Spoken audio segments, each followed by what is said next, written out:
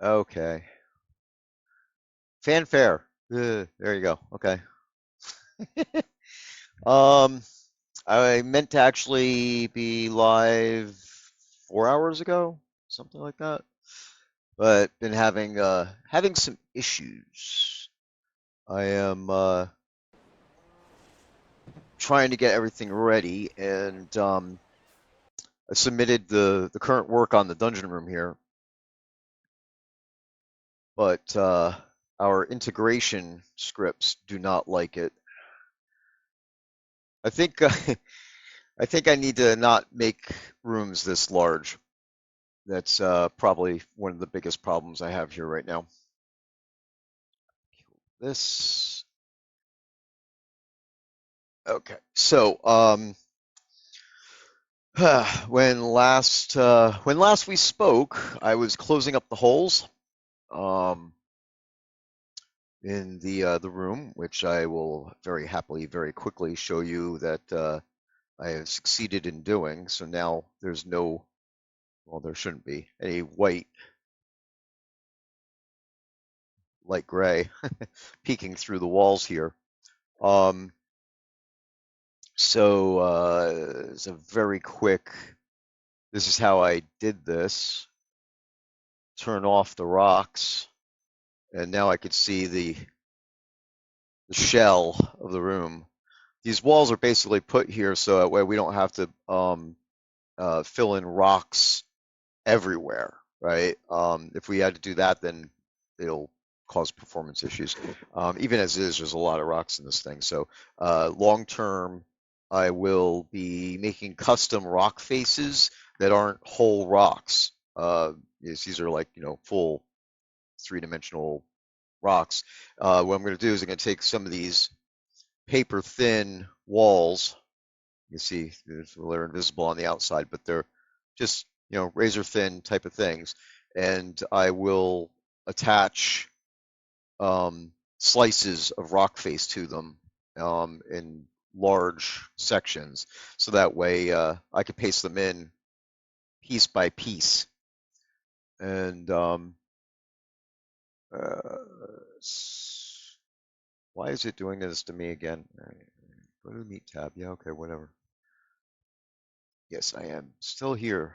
Leave me alone. That's what it did to me last night. And it dropped the call on me. Um, so that'll save on performance and stuff. And because like right now there are rocks that are embedded in each other and stuff like that. It's just a big pain in the neck.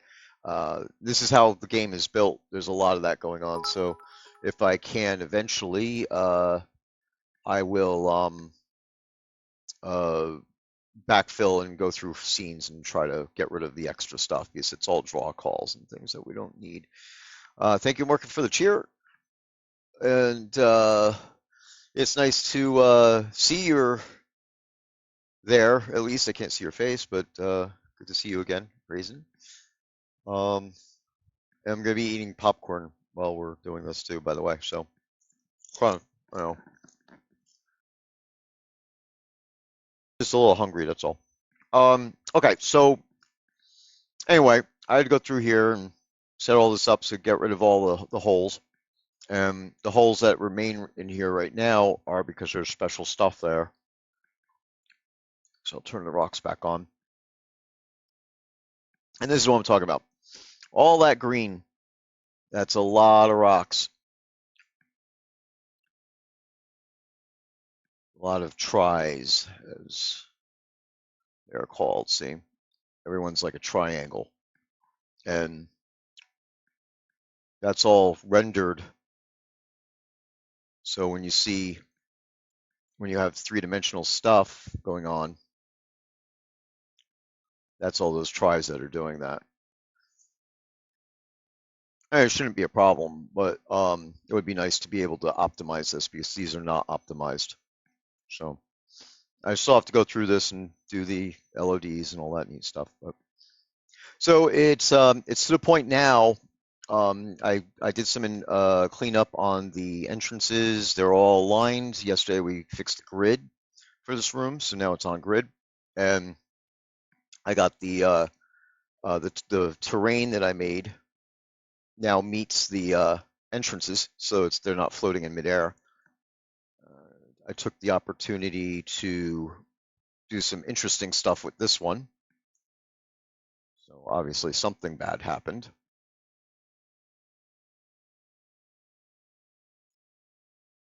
But so overall, this is functional. It's not ready, but it's functional.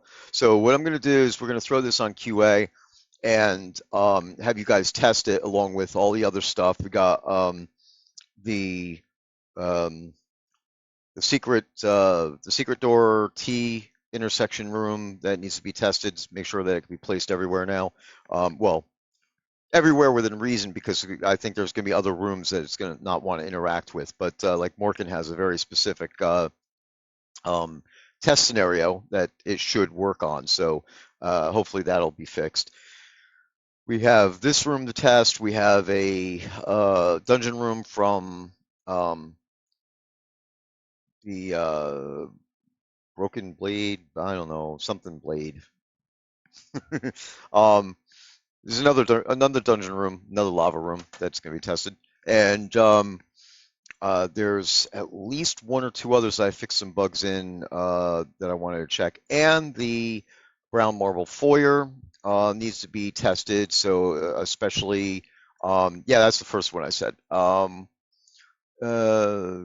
yeah, yeah. There's right now, as far as escaping from lava. Sorry.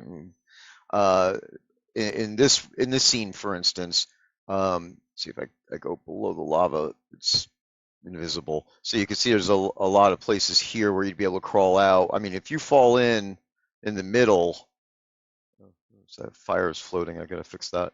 Um, if you fall in the middle, you're going to be pretty much toast. I could throw some ladders in on the thing, but again, if you fall in some areas, there's not really going to be too much of a choice. But I have a lot of these rocks are set up where you should be able to climb out. And I can put, like, this is a good ramp right here. I will put in invisible ramps underneath the lava so that way you'll be able to get up to the rocks in several places before this is official done. So, um, but anyway, where was I? Yeah, so we have there's a bunch of stuff to test, and that's just on my side. I got to talk to Allium and Laney to see what else we might have that needs to be tested, and that can get into that build. I'm just waiting for integration to complete to make sure that I've solved all those problems that I had. Checking that right now and make sure it's running. And no, it's failing again. Great. So got to figure out what's going on there. It gives me an error, but it just tells me that there's a component missing out of something in the scene. It could be like one of the rocks. It could be anything that has this one thing missing, and there's no way to search for it. So, well, I could search a text file, so that's probably what I'm going to end up doing. I can't start the build until I fix that. So, you guys might be really bored today. At least that's my opinion of things. Get this out of the way too. Okay, so yeah, so this is general cleanup of the brown marble foyer, the Black Blade dungeon piece. It's a section of the Black Blade dungeon with lava in it, and we took a brief look at that one last night. This one here, which I'm calling the Lava Lake, and as I said, this now it was something was asked about dungeon points and such, so I will touch base on that right now. This room is absolutely the biggest room that we have ever made for player dungeons. It will probably be the last one of this size. It just took too long to build. I mean, I wasn't doing it 12 hours a day every day for the last 3 months, but this definitely took as much time as it would have taken me to build a new zone. So I'd rather build new zones than build rooms that are this complex. But this kind of wrapped up the, this is the coup de grace of the lava um, line of rooms that we were making. So anyway, as far as points are concerned, let me bring this up. Actually, I want to look at the Black Blade one first. Blade player. All right, so the Black Blade is off the side of the screen, so you guys aren't going to see it. But the point configuration for this Black Blade room is 42 points. So we'll just go ahead and save that.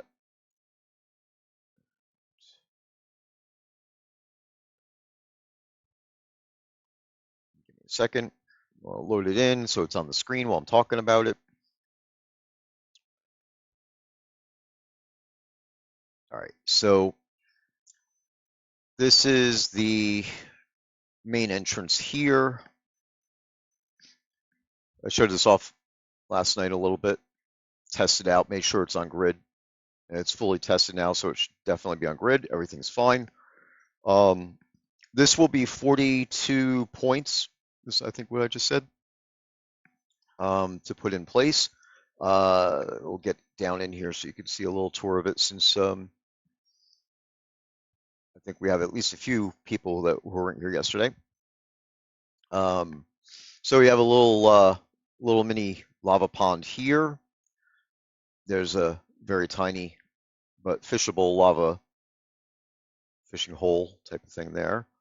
And then the main room has a nice sized lava pool or lava lake or whatever, but it's very tiny in comparison to the other room.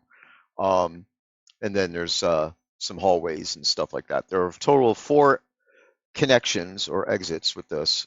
These 2 over here, and then 1 down here, and 1 on this end over here. So this should be really functional and allow you. I said this yesterday. I always like to look at these things. I always like to look at these things. Yeah, see, popcorn. It's food of the gods. I always like to look at the placement of the entrances and stuff. So to try to make it where you have the ability to, if you use multiple of these rooms or even lead players in circles back to them in different ways, that they won't realize that they're in the same room right away. It's, I don't know if you guys ever had this. It's like if you go to a place and then this is a strange example, but like let's say you go to a grocery store and then one day you end up working there. It's like it's a different place. You're looking at it from a different angle. So that's kind of what I'm hoping to do here with these types of things. Even having these 2 connections right next to each other like this means when a player comes in through a hallway, they're going to see it this way, or they'll see it this way, and it'll take at least a few seconds more for them to realize that they are in the same place. So this should be kind of interesting as far as that's concerned. And then, of course, that's the same reason why I have so many connections on the larger room as well. So, so as I said, 42 points to place this thing. Now, the the other one, this is here. Let me put the the lava lake on top of Black Blade. So just so you get this. The idea of the size. Let me see here. Actually, I should have done it the other way because I can't really move the lava lake down. Let's do it this way. Yeah, there you go. So there you go. So, oh man, see, 3D is a wonderful thing. Okay, get this thing back up a little bit. try to get something close to the same plane. There we go. Okay. So they're pretty much on top of each other now. So I would move this over to the side just to give you a comparison. Because when you see the sticker shock on this room, I want you guys to understand how big this is. Okay, so that little tiny dot over there, that's 42 points. This room, I believe, is going to be bringing it up now. I think I have an exact number in here. It's actually listed as 288 points, but one time only special for you. I'm going to round this down to 200. So, but we calculate the number of points based on the grid and how much grid it takes up.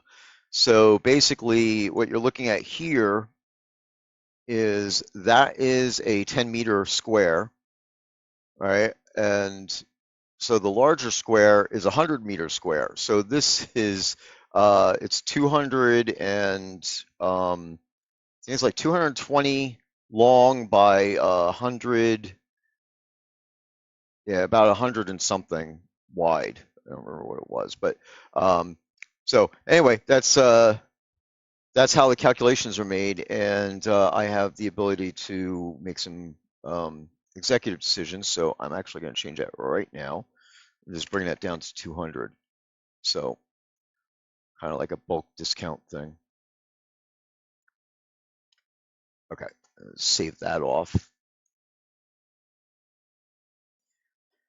All right, so again, big room. Yes, it's expensive, but it's absolutely huge. Not to mention that it's 9 connections today. It will be 10 connections when it's finished. When I say finished, I don't mean tomorrow. Probably about a month from now or so, because I have some more construction to do to finish it off. And I set the room up in such a way that the additions that I could make to the room will not interfere with deco or anything like that. So, hey, Flair. Yes, it's all fishable, the whole thing. It is all deep, as you can see. I'm actually, sadly, the players can't really see underneath the lava, though I am tempted to put some uh, lava fish down here for aesthetic purposes. So, but yeah. So the whole lake is pretty deep, so it's all should be fishable and technically swimmable if you could survive it. It was asked earlier if you'll be able to get out of it, and of course, yes, there'll be as many spots as I could practically give the players to be able to escape the lava. But obviously, my recommendation would be don't fall in, and that should take care of that problem. So, still have things to do in here. The flowing lava mesh has to be redone.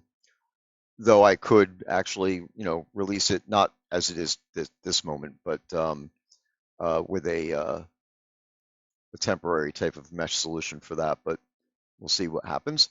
And I think there's some lighting tweaks I want to do, but those are minor. And then the LODs and the optimization of all the stuff that's in here. So the rocks, I'm not happy with the rocks overall. They're okay. I mean, it's not like there's nothing there's nothing in here that you guys aren't used to from other zones and dungeon rooms and stuff like that, where the previous devs would basically take a rock and enlarge it. So, like, we'll take this rock that I'm right in front of, even though you see all the green everywhere else. Um, oh, actually, I can't do that because I'm in here. That's why it's doing that. There we go. All right. So this rock here, this thing is 6.7 by 4 larger than it should be. So there, that's the original rock. Just this little tiny thing. And being tiny, at this point, if I could get click on something that doesn't have mesh lines on it, it's a lot clearer. It's not blurry. You could get closer to the rock, and it'll actually show you the granularity of it and stuff like that. So, but of course, this is a much denser mesh now because of that. So that goes back to what I was saying in the beginning, where I want to actually I want to build like a flat wall and then have faces of rocks on it. So rooms like this would not have to suffer from having all these extra rocks floating around. So, and there. Okay. So, why do we need lights? So the lights that we would have in here are it's ambient lighting. It's not like torches or anything like that. We won't put light in. We won't put lighting in like that anymore in anything we build. You guys have enough lighting that you're able to craft or purchase from merchants and or through the Crown Store to satisfy those needs. And if we put them in, they're baked. You can't get rid of them, so it doesn't make any sense to do that type of thing. So with all that said, let me see if I could run this for a minute. I'm going to do bring up the brown marble foyer since I've been messing with that one lately.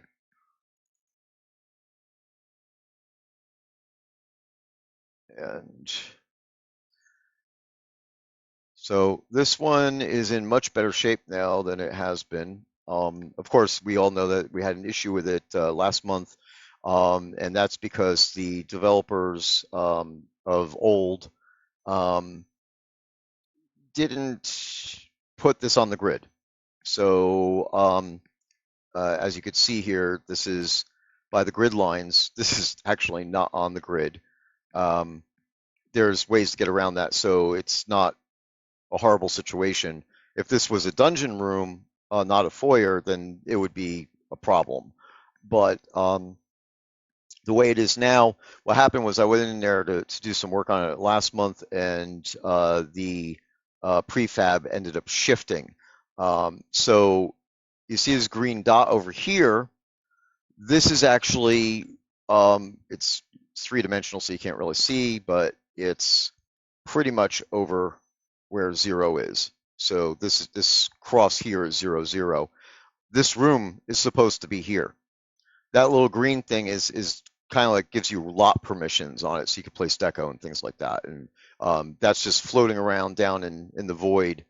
But just like that Richard in a box thing, it does not affect anything when you're building your dungeon or playing or whatever. And see if I can get my camera back. Put the Kindle back. All right, so anyway, with all that said, this thing is actually 24 meters off center, and it's not where it's supposed to be. So the long-term solution that Flair is exactly right. A ton of older rooms like this. So and they're not all off the same way. That's part of the problem. So you'll end up putting mixing and matching rooms and finding that some of them just won't go together. So what we're going to do as we sweep through the stuff is if we have to fix like this one here, if I have to recenter it, we will actually create a new version of this room called like Rev 2, right? And marble. And in fact, as I understand it, the name on this thing, it doesn't even have brown marble in it. So we will create a brown marble foyer asset and put that into the Crown Store to replace the one that's there now. And anybody who has the other one can keep it and do whatever they want with it. Or, if they want, they'd have to destroy their dungeon, of course, but they could always destroy their dungeon, hand this one in, and get the updated one. I already have actually updated this one with the optimizations for the LODs and the textures and stuff like that. So it should already be better. It's just not on grid, so it could cause some problems if people are trying to do some loops in their dungeons. So what um, exactly right, and so that way it'll be non-intrusive, and the hopes there will be that we'll be migrating all the pieces that are either dropped as loot or recipes or anything like that with new versions that will work correctly, but the ones that are already in the game will remain. Eventually, we may do a thing that we've done in the past where you could bring your dungeon room to a in-game NPC or something and swap it out for the new one, so you don't have to go and buy the new foyer to get the ones that are on grid or anything like that. But they will interop. They will interop the same way that they are now. So in other words, it's best effort when you're mixing the rooms that are new and fixed, and or new that are on grid with the old ones that are slightly off by centimeters. In some cases, it's just actually kind of frustrating. Um, so with all that said, I had to open up this scene, so because I can't just go and run a player dungeon by itself. So I will stick this player dungeon in, and oh well, that's actually that's the Black Blade one, but we'll take it. Check something here. 0, 0. That's actually kind of interesting that it's doing that. Okay. So what I'll do is I'm just going to place it here. We'll slew to these rooms. Where's my other one? I got rid of it. Leak. Check that out. Again, size is obvious. All right. So so now I can play this, go into play mode in the editor, and we'll be able to walk around in there, and you'll be able to see the lighting and stuff as it is. The lighting still needs a little bit of tweaking.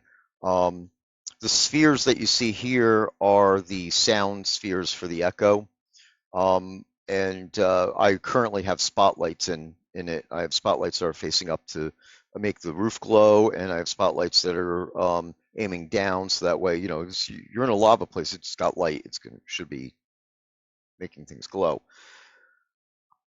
But I'm planning on putting some spheres in there as well because the spotlights are not as functional in such a large space. So, items, I don't know. I don't even know if there's a way for me to figure that out without actually physically counting. But when we get control back here, which could be a second or two, I will definitely show you what the hierarchy looks like. Okay, so here. Come on. All right, so here's the of course, this is everything. So it's the brown room and everything. So this section here that I'm exposing is the lava lake room, and the lava lake room goes on for quite some time. So maybe it will end sometime this hour. I don't know, but I mean, you know, you can't see it, but the scroll bar over here is still nowhere near to the bottom. So I'm just going to drag it down faster. Yeah, there's a few items, 5 or 6.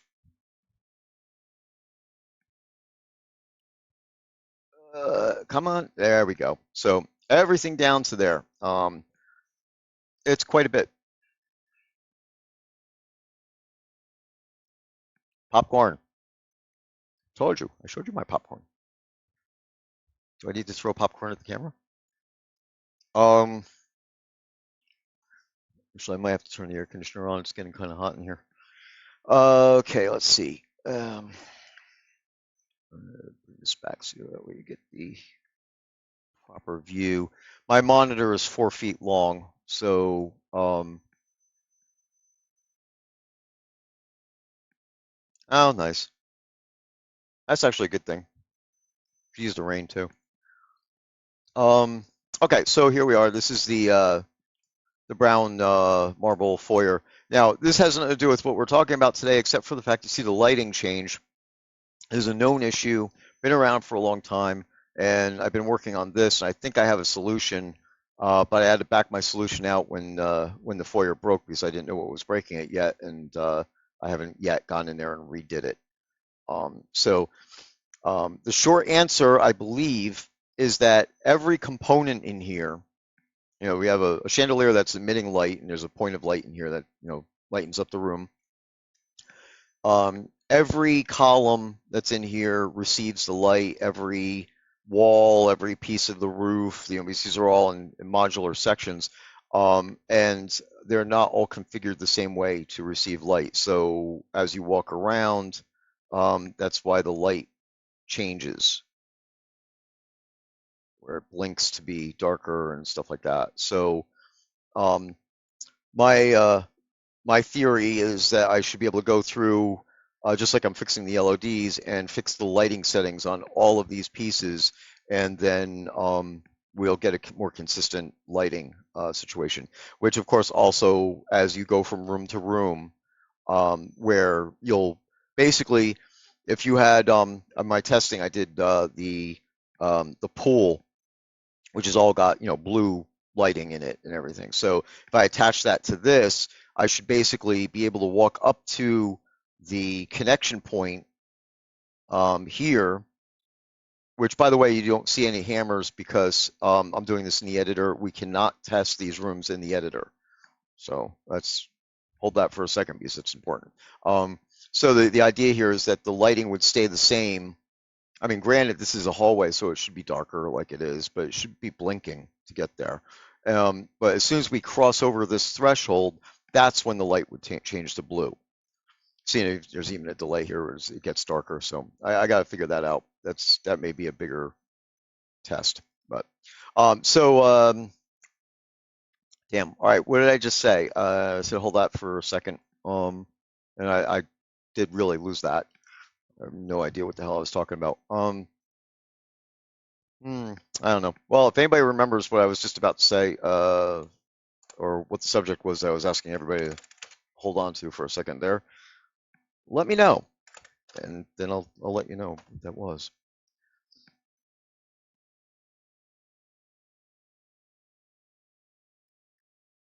10 or 15 degrees sounds good to me.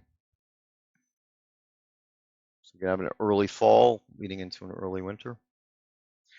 All right, so here's the whole reason why I went in here. Show you the. So this is the lighting. Of course, you can have a red glow from the lava.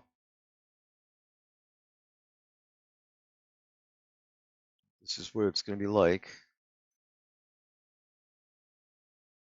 See, and this is the thing. I want to be able to have some more consistent stuff. I mean, the whole room doesn't have to be a glow, but it would be nice if the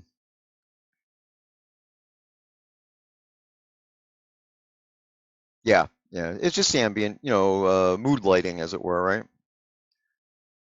And I mean, granted, this whole thing is going to be decoable as much as possible in rocks. So you could definitely put torches and stuff and light up the place, or of course, cast, so you'll be able to see where you are.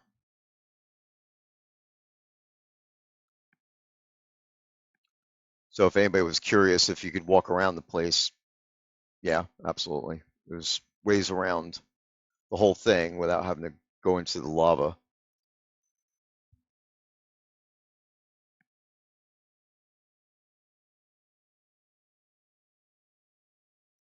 some collision issues there.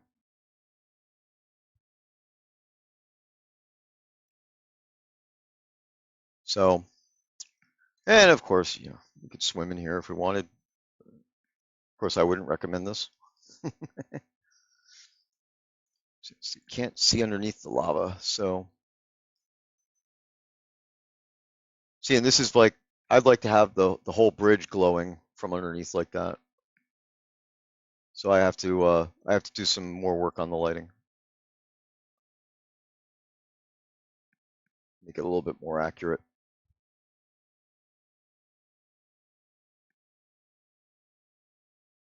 And I have to, of course, adjust things so that way you could climb up out of the lava in more places. That was brought up earlier, I think.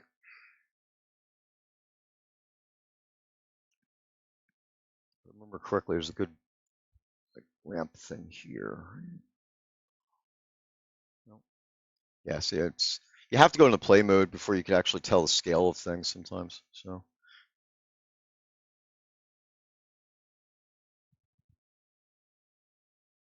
I definitely have to go and make more changes to make places to get out of the lava more prevalent. All right, well, that's obviously I moved one of the fumaroles, but left something behind. So, all right. Anyway, with all that said, that's pretty much what this is going to look like. It's going to be. I want to have a little bit more glow. I mean, the ceiling is definitely way up there and doesn't need to have red glow emitting on the whole thing. You know, it's the distance is literally like what 10 stories or something. So, all right, let's go to the other one, the Black Blade. Black Blade Pass, I think is what that is. So, all right, that's the main room. Just have to get oriented here. Of course, this thing is dark, so hopefully I am in the thing. Yes, I am. Good. All right. So, as I said, this is connection number 1, and then that's connection 2, and then it goes clockwise around the thing. Same thing on the other room. All the rooms are supposed to be clockwise with their connections. So, which again, I can't change. If any of the rooms are not right, I can't go back and fix them because it will make it update and change the connection that you're connected to. So, um, a lot of the fixes that we'll be doing will have to be of with new versions of the rooms. So, all right. So obviously we have a little bit of a bleed over and swimming. Yeah. So I have to fix that now. It'd be nice to be able to swim through the whole thing, huh? But, all right. Yeah. But you see the lighting in here? This is what the other room should look like. It's just it's so big that I have to do more tweaking to make it work right. So yeah, you have somewhat dark areas. If I extinguish the light, I think, yeah. See, that's more like the ambient type of thing that I'm looking for, apart from the swimming.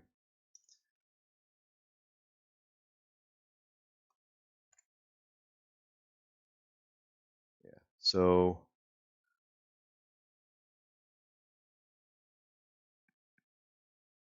this room will be on QA in the morning, assuming that I could get the build started. See if I could fix the swimming thing in the meantime.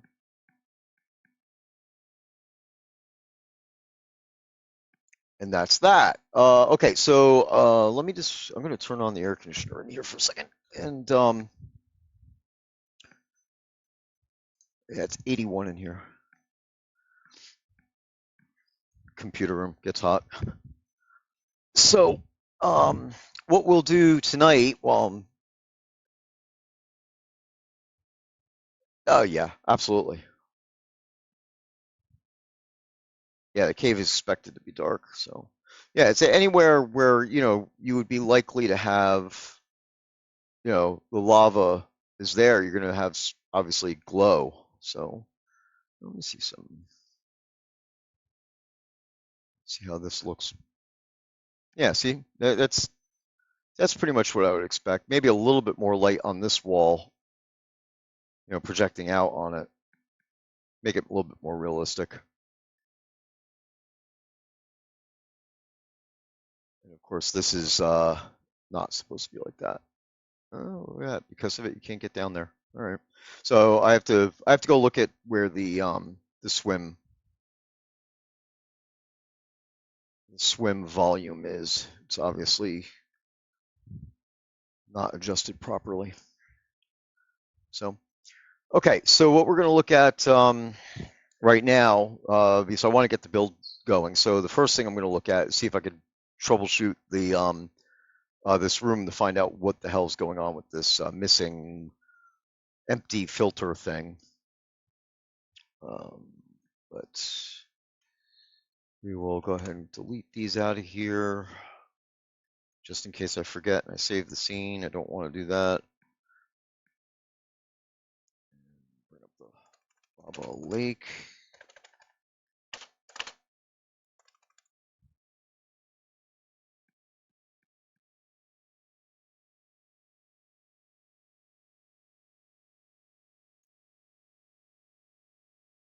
Okay. All right. All right. So while we're in here, I'm going to go find the file for this. It's thinking.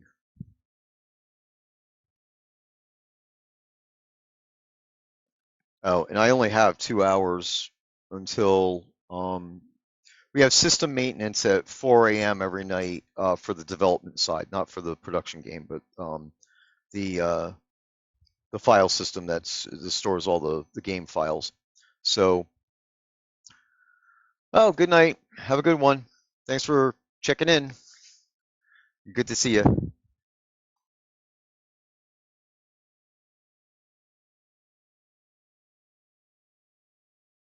If Unity ever gives me back control. Um, yeah, so basically at 4 a.m. it goes and does an audit and a checkpoint and does a backup and stuff like that. So um,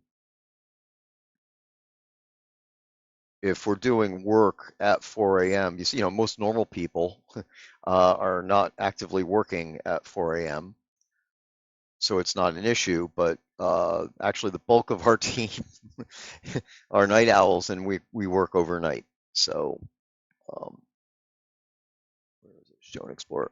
All right. So anyway, that just means that we have to stop at like 3:59. I must stop.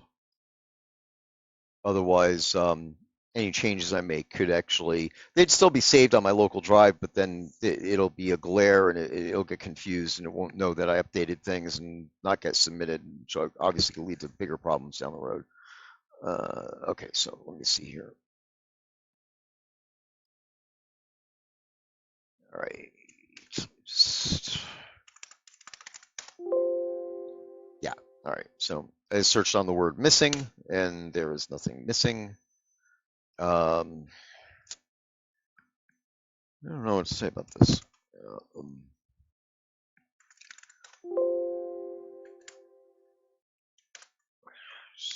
Filter, mesh filter. Let me see what it's got in here. Mesh.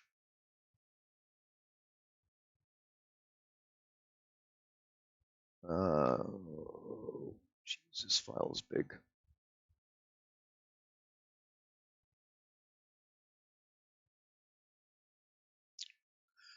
I don't know. I'm cursed. Okay, let's see.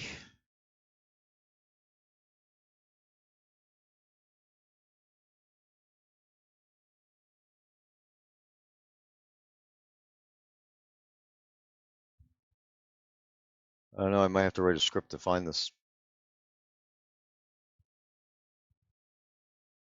So I don't know what it's going to say in the file. Basically, the error, let's see, where is that thing?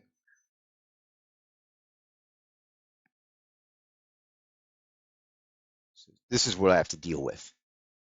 So we got an error that says decoration. So it was in the spot where it's checking decorations. And this is the file name for the Lava Lake fishing grotto. And it just says mesh filter has no mesh. But that's not what goes into the file name. You know, like in the file itself, it's not going to say it. It'll either say none, missing asset, or something like that. It's hard to search for the lack of information. So I don't know what to say about that. It doesn't tell me where it is, what line number it's on, nothing. And here's the thing. I ran this validation script locally on my machine and it passed.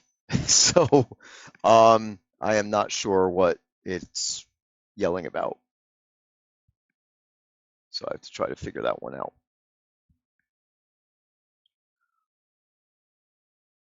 Even if I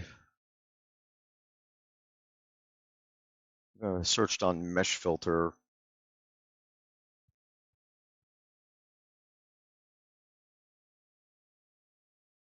yeah, I don't know. Well, I'll have to look at that in a minute. Hey, cat dude, why am I not normal? I don't know. I was born that way. All right, so to keep things a little bit interesting, this is what we'll do for the moment. One of the other rooms I was working on was the Hilt Rotunda. Again, last night, showing this off. This a request came in. I don't even remember who made the request now at this point, but basically, this room has deco surfaces on it, but only for the floor. And of course, that was the standard when the deco rooms were starting to be made. The dev who was doing the rooms only put floor surfaces in. And it was only later that we started adding walls and things like that. And I can't claim to be the first one to do that, but I definitely was one of the ones who was pushing to get deco surfaces on everything and anything we can. So let's see. Here, this is the thing about this mesh, about this room. It's got literally, it says mesh part 0 and mesh part 1. And I don't really know why it was done that way. And I turned off something so you're not seeing what you should. There. Okay. So these are the walls, and you see those light blue lines.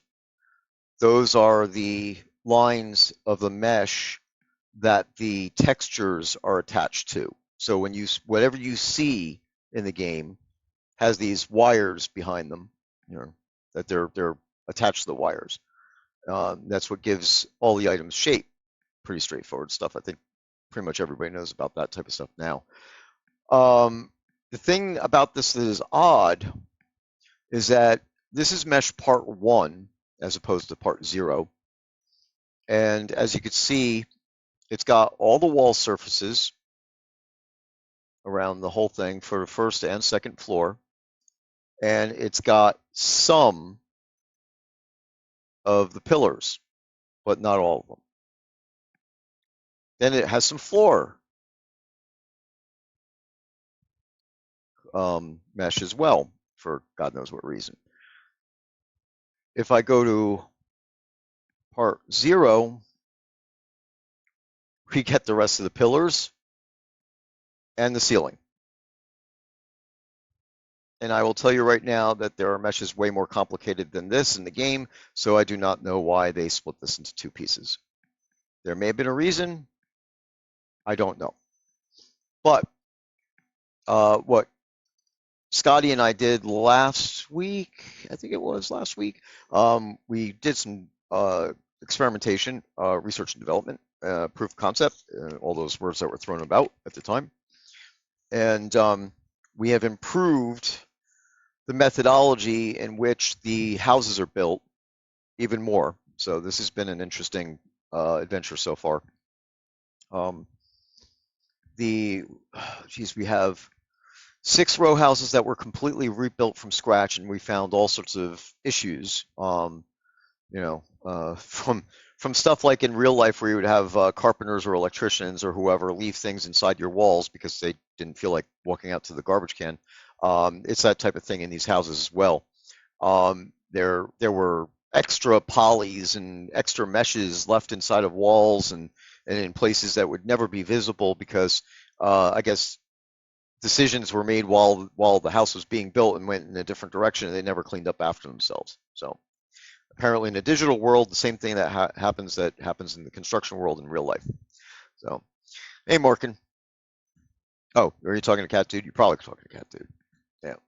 Um, so, anyway, with all that said, a lot of stuff was taken out of those houses to optimize them and make them better. And every time Scotty would go to move on to the next thing, he would end up finding more stuff and then having to go back to those houses and fix those things as well.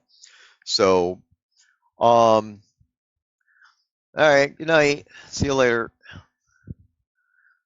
Um, And as we moved on to the new houses, we're actually working on a brand new one now. Um, the what we I had a proposal, not a theory, and basically what I wanted to do was test to confirm because I already knew it worked because I've done it in the game and in other places, but in a house, a more complex object, I wanted to see if Scotty thought it was worth pursuing. Basically, when we build a house or anything, like even these things right here, the dungeon rooms, move this over so I can actually show you what I'm talking about. You have this collision, right, which is like a kind of a light blue gray color. That's the textures are attached to, so that's what you get to see. Then there's a collision that's green, and this is what stops you from walking through things. That stops you from walking through the walls and such. And then these act as ramps, so that way you can get up the stairs and all that neat stuff. Then you have decoration surfaces, which I believe also will show up as green. Let me get throne area. There you go. So yeah, this also shows up as green, but it's got an extra script attached to it that allows you to place decorations on this one. It would be labeled as a floor. So, and of course, as you can see, this square is as big as the square can be without it starting to go over the stairs, which would cause decorations to float in midair if you try to put things down. So basically what you end up getting is this. That's not pretty to anybody.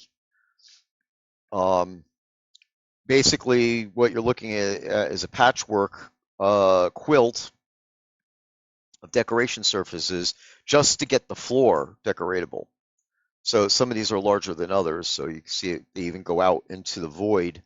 Because the placement collision is going to be an outside square, a cube going around this whole thing. So this having decoration surface out in the middle of nowhere is not going to hurt anything, but it's messy and is wasteful. And it also does not guarantee that every single square inch can be decorated. So for instance, that right there may not be decoratable. I'm sorry, not on that side of the line, this side of the line. That spot right there probably has no decoration surface on the floor. because if I moved that line out any further, it would be floating in midair to try to cover that. And we can't do curves. So um, at least not in this. We'd have to do a full-blown mesh. And that's where we are right now. I'm basically what I've done with the houses is said, okay, let's take the houses and instead of having to create all these multiple meshes, one for decorations, one for collision, to show the textures, we can use the one that shows the textures for all that. I could apply a collision script to that, which will prevent you from walking through the walls, and I could apply a decoration script to it as long as the mesh is of the right type. So the meshes on the houses are like the entire interior of the house is one mesh. So if I applied a decoration script to it, it would not, it would work. Like if I set it to floor, because I can only set it to one thing. So if I set it to floor, then you'd be able to place stuff on all the floors in the house. But then if it was anything like let's say the upside down Christmas tree that goes up on a ceiling, that would actually work if it's flagged for floor. A candle would not mount to the ceiling, even though the ceiling would be labeled as floor, because the candle itself knows it has to be upright, so it won't work. So what we want to do is we're going to take, like, let's say a three-story house, all the walls, all the vertical surfaces on the first story, second story, and third story would all be part of one mesh. Then all the uh, floors would be part of one mesh, except for the bottom floor. That would be its own because bottom floor has its own classification. Then the ceilings, same thing. The exterior, same thing.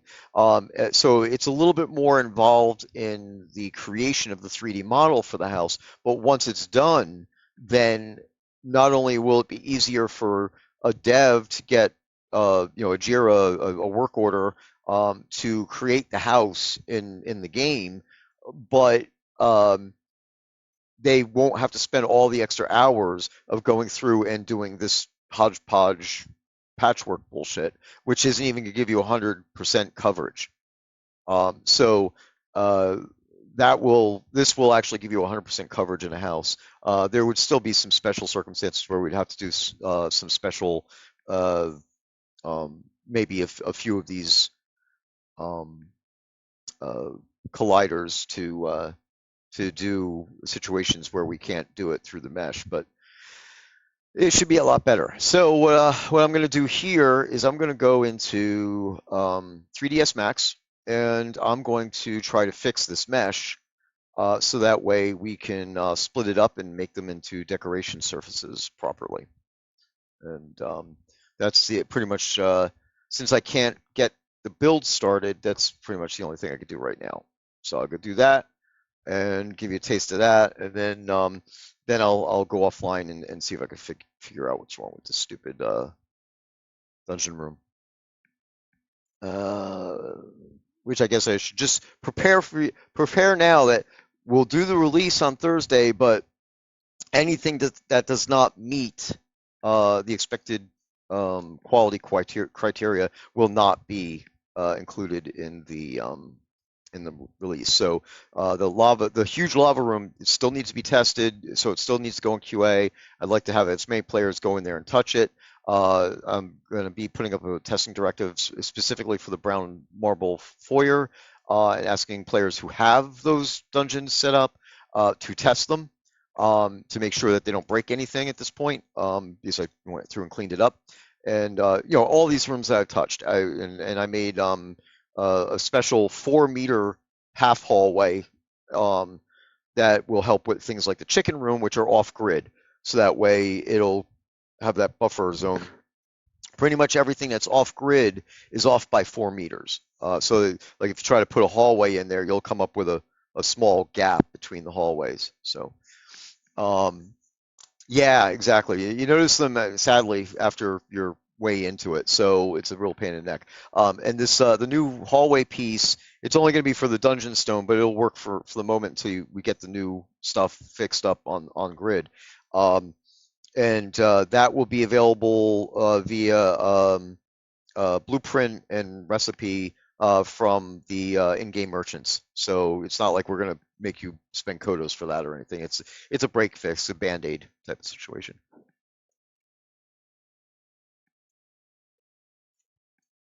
All right. So let me um let me get this thing going here.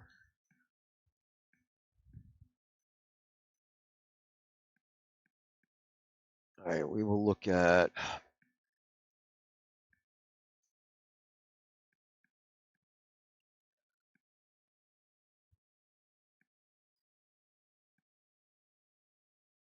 locked. This is locked.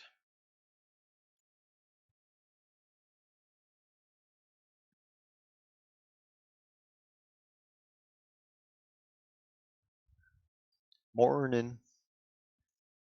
For me, it's evening. I'm actually starting to feel it in my eyes, getting the burning. I want to go to bed, but I can't. I gotta start the stupid build.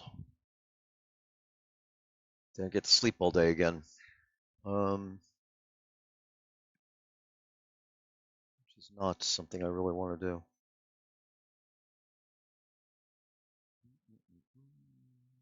Check it out.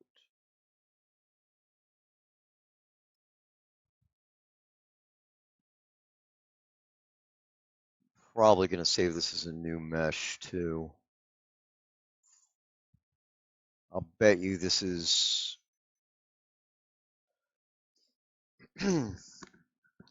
this mesh file is probably being used in the actual Hilt dungeon, and that dungeon does not need decoration services. So okay, so here we are, and we'll do this. You guys can see everything.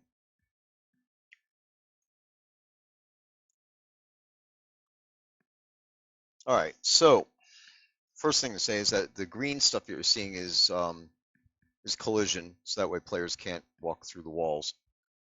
I have to remember the key, the interface. This is different than Unity, so it's always a confusion. And of course, that's interesting. Right at the beginning, I see a problem that at least one of these meshes is not in the same direction.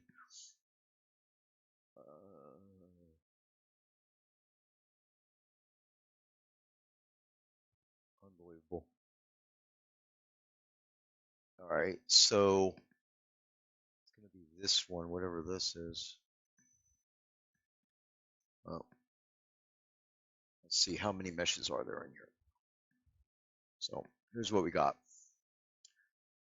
We got the rotunda, which is assuming the outside, maybe. Collision, floor, and the stairs.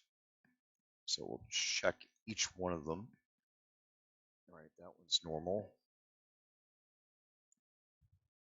Ah, there it is. So what one is that? Oh, it's the collision. Okay, well that's interesting.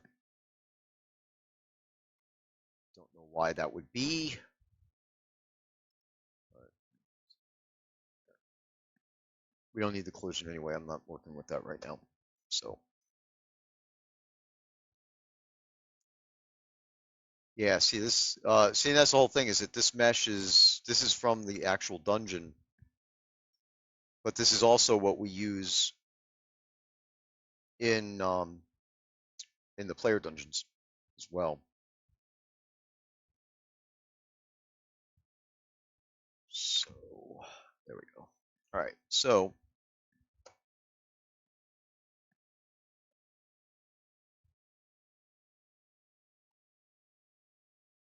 I'm going to say, I don't know. This is weird because this is not showing me the same thing. It's just showing me the Hilt Rotunda floor, stairs, and collision as meshes, and yet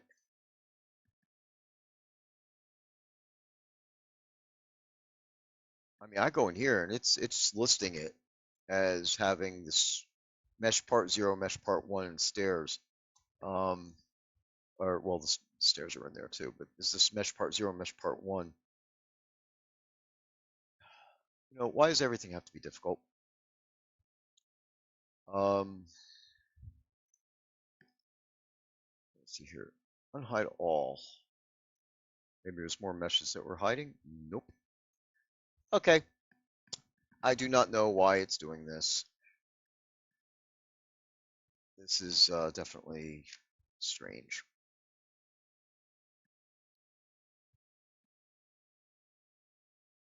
It's like always try to do something and it's going to break something else. You know what I'm saying?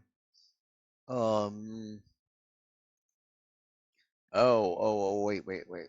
Floor, mesh 0, mesh part 1, stairs. Did they do a group? All right. I think I know what's going on here.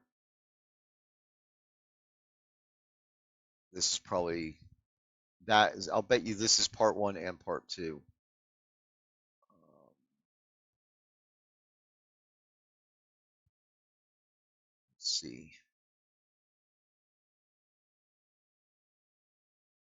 Let's see. Let's see. Scotty just started using groups, so I don't really even know how to access that.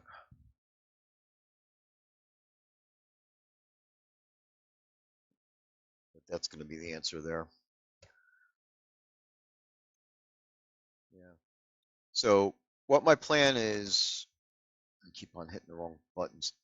What my plan is here is to isolate all the columns, right?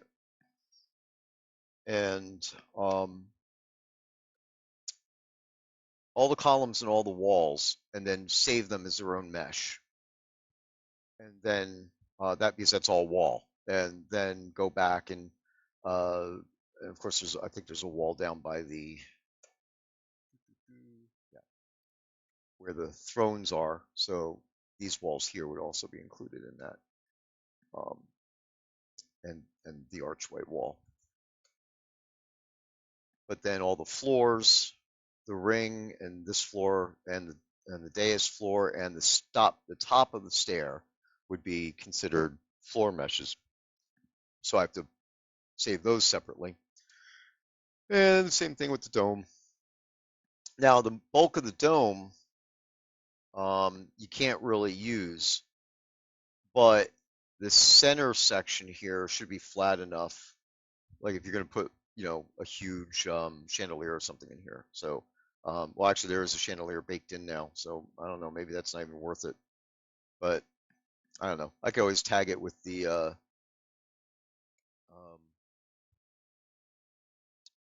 ceiling decoration script, and it'll either work or it won't. That's about it. Okay, well, this pisses me off a little bit because I can't easily do what I wanted to do. If this was straightforward and the two meshes were in here as separate things that I could access, then I would be able to just go in there and cut and paste and do what I needed to do and make new mesh names, save the whole thing as a new FBX, and then assign that to the player dungeon room, and we'd be good to go.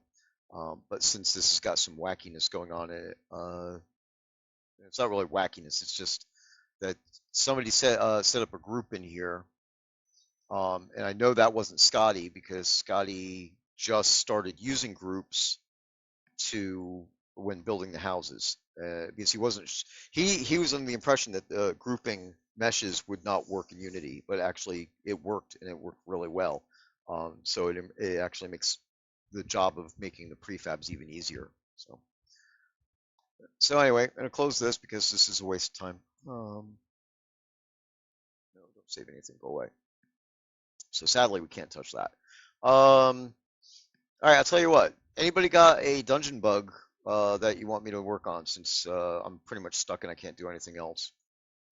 So that way I don't want to have to just stop the um, stop the stream because I definitely need to be offline to go searching through that document. I'm probably gonna have to write a script to search for entries that are not the way they're supposed to be.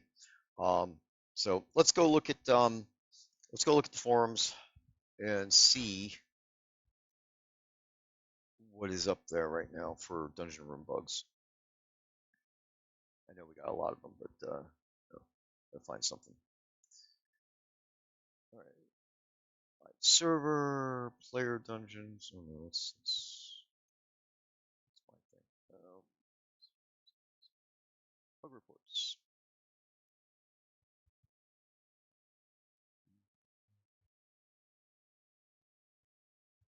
Player made dungeons.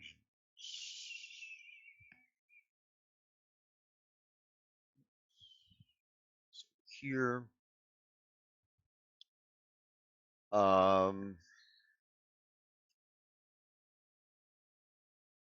actually, while we're here, if any of you guys are in the bug brigade, there is definitely some stuff up here that needs to be looked at.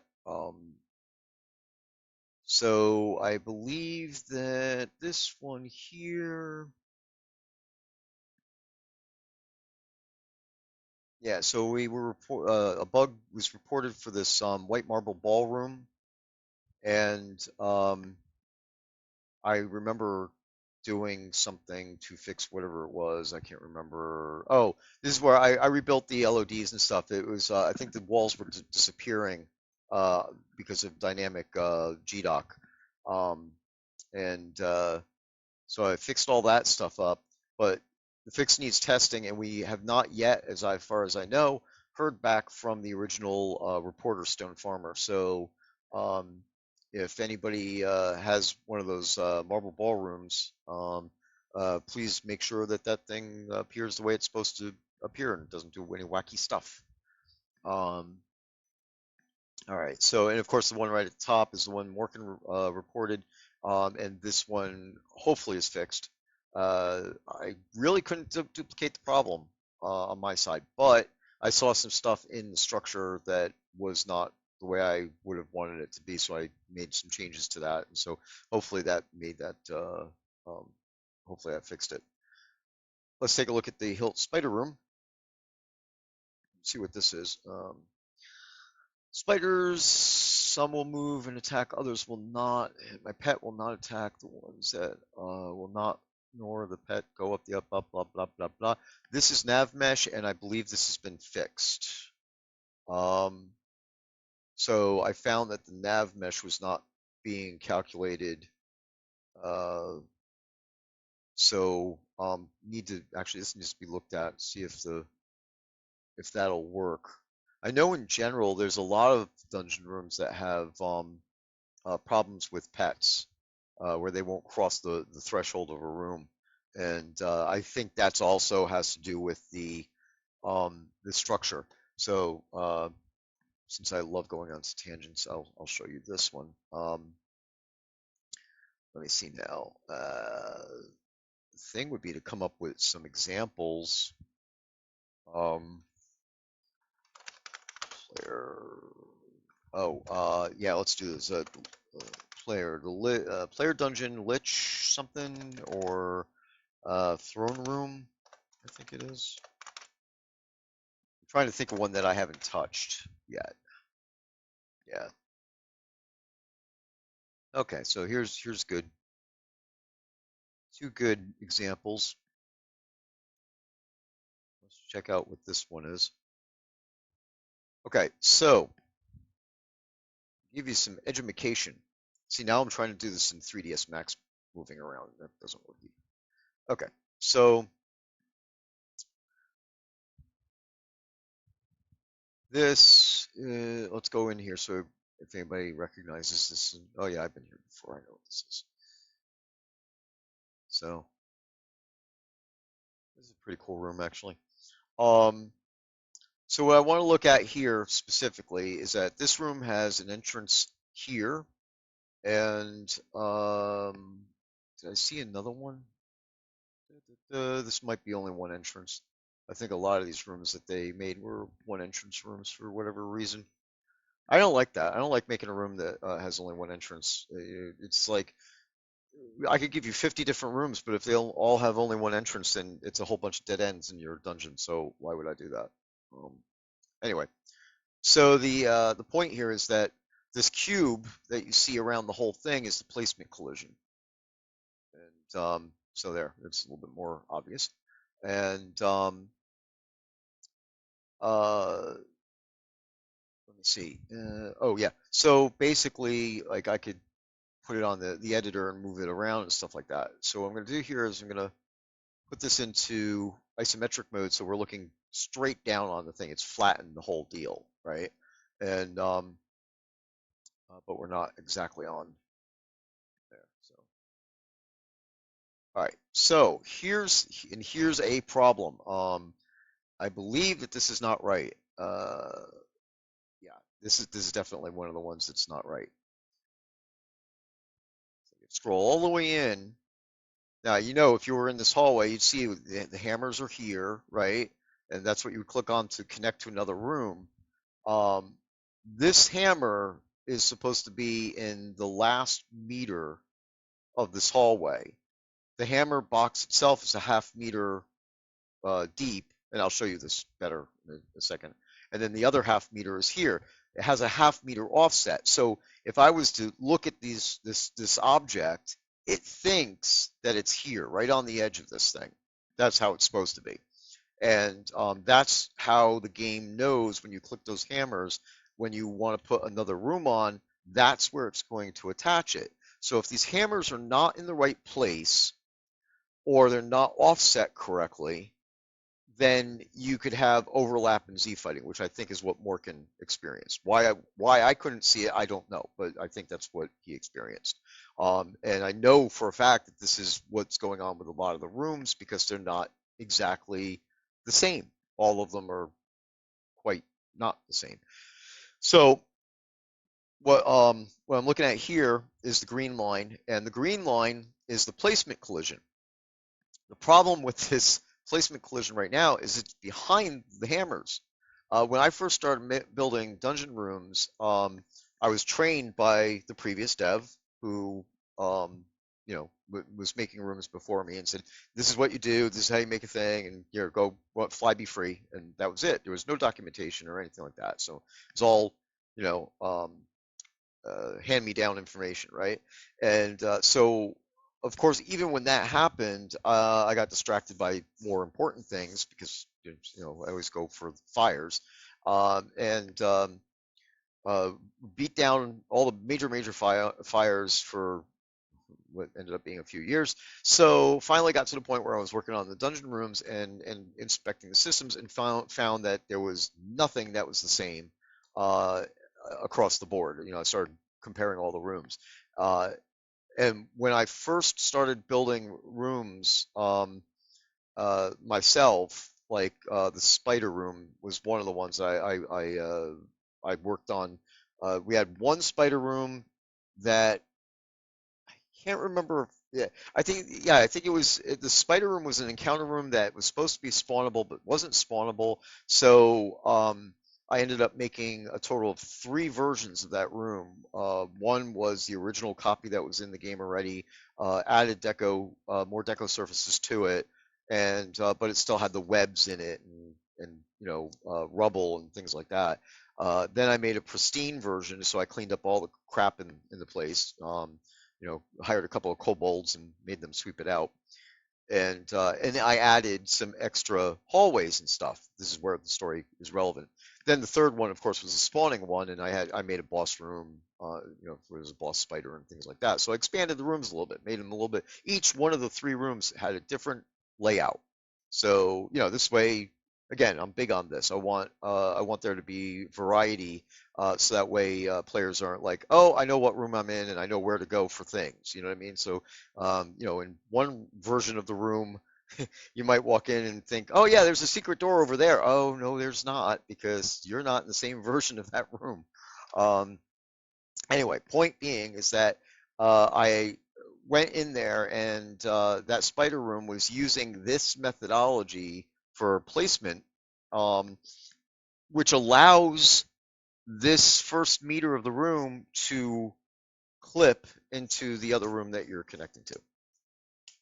So, Flair's not here anymore. She went to bed, but she had one of these right off of her foyer. I think she had the green marble foyer. To the left, she had a room that she had put like a piece of hallway in there, and then it put a room in. And because the collision was sucked in like this, that room was actually coming right through the wall. And so I had to fix that, and then she picked up the room and put it back down again, and it was uh, it fixed it. So anyway, this when I first started doing these, and I discovered that that is wrong. What I did was I started moving. Um, Sadly, this is yeah. So you see, I don't know if you guys can see this, but there's there's got the big square, right? And at this level of being zoomed in. Why is the grid all the way down there? Where is this room? Um, Hold on a second. Oh my goodness. All right, this room is way off. I cannot fix this because this is like that marble foyer. This here, let me show you. This room, numbers might be too small. 228 meters above zero, 164 meters to the right of zero, and 367 meters to the left, or something along those lines, whatever X, Y, Z is. They're kind of dynamic, they move around. But um, so watch this. I'm going to hit 000. There's a button to reset this thing back to zero. Boom. Oh, the room is really supposed to be all the way over there. But if I save this and put it into the game, it would break anybody's dungeon who has that room. So I can't fix it. But for the moment, for my little example here that I'm talking about, I'm fixing it because the grid. Oh, see, yeah, this room is really screwed up. It's the grid is supposed to be right. The room is supposed to sit on top of the grid, but this room is actually floating underneath the grid. What a friggin' mess! All right, let's see if I can get this thing to where it needs to be. What it is, the reason why is because see how the handles are up here. The handles are supposed to be at the bottom of this thing. Um, all this just to show you something, an example of something. All right, so let me get this down here. I just want to get to the point where you guys could see the grids because like that's 100 meters, and then um, geez, friggin' grids. Um, yeah, this all right. So this is 10 meters. Then there's 100 meters, right? And then inside the 10 meters is single meter squares. And if I went in even closer, it'd end up getting centimeters. But the point is, sadly, this I'm not gonna be able to get this on zero correctly. So crappy example. But basically, the green line, well, as I said, it's behind the thing, so that's 1 meter in. And what I changed it to when I started working on them is um, 1 centimeter. There's 10 centimeter. Everything in here is base 10, but of course not our grid. Sorry, sarcasm.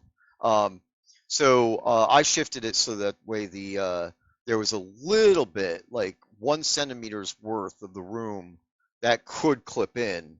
The reasoning I had for that was I was thinking that I wanted to make sure that I would prevent gaps for other rooms that were not set up right.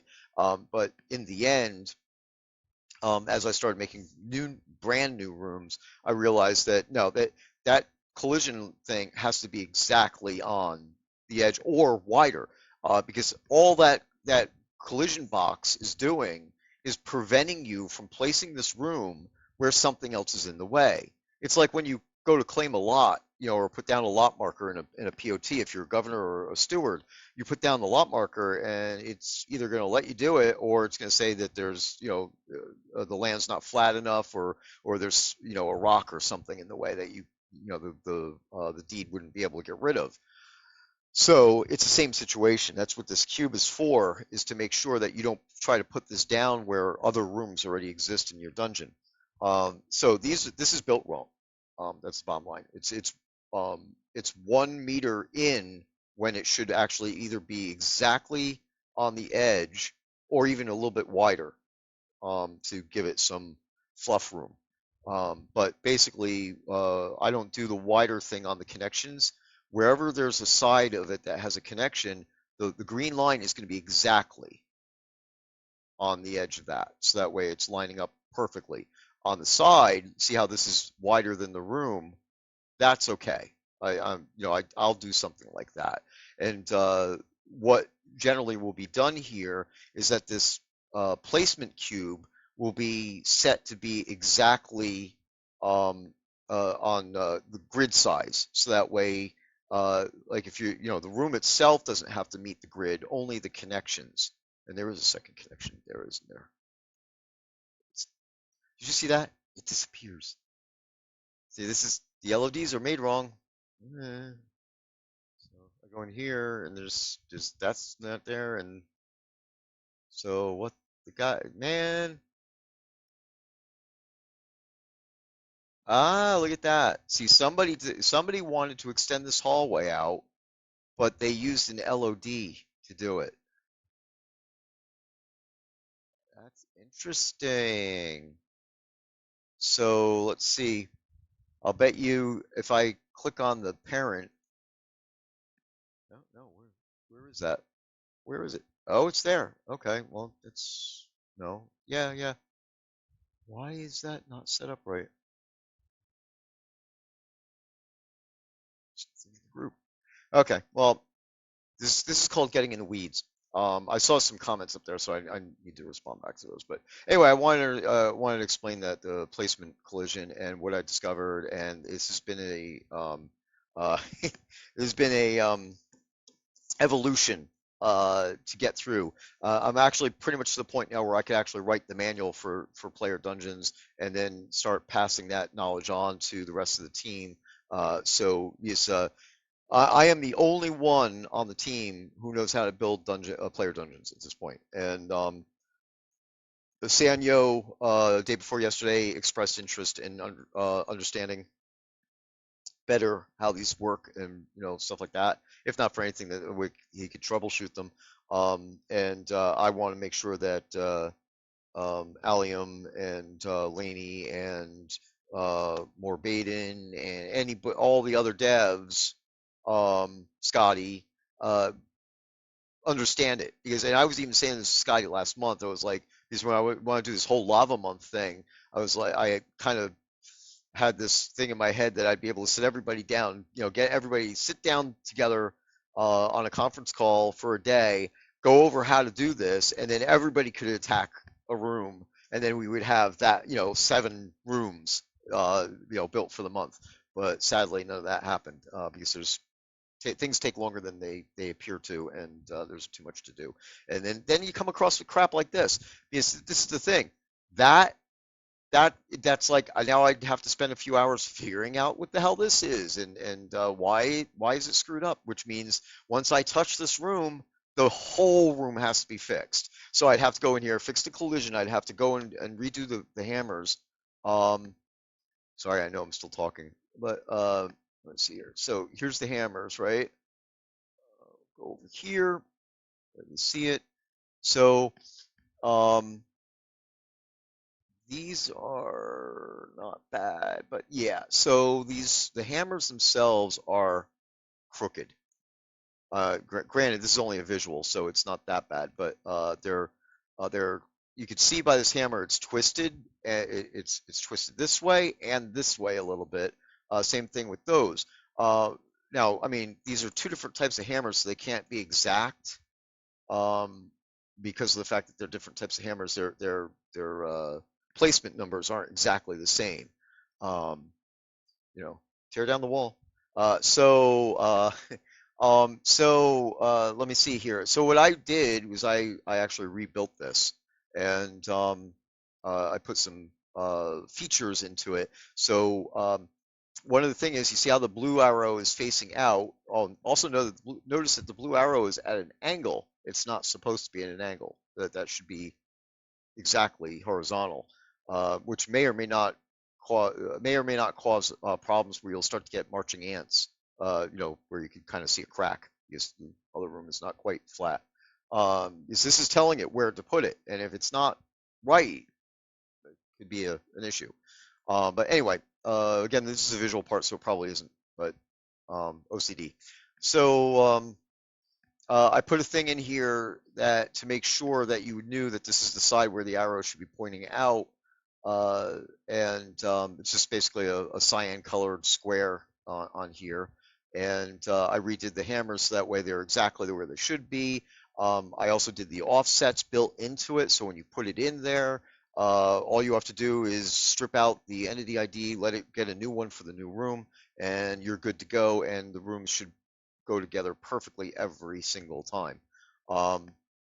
So I'd have to fix those, I'd have to fix the LODs, and of course, whatever the hell's going on with this stupid hallway, because I suspect that this hallway should have been an entrance. There are no hammers there. It was never finished. It was never set up.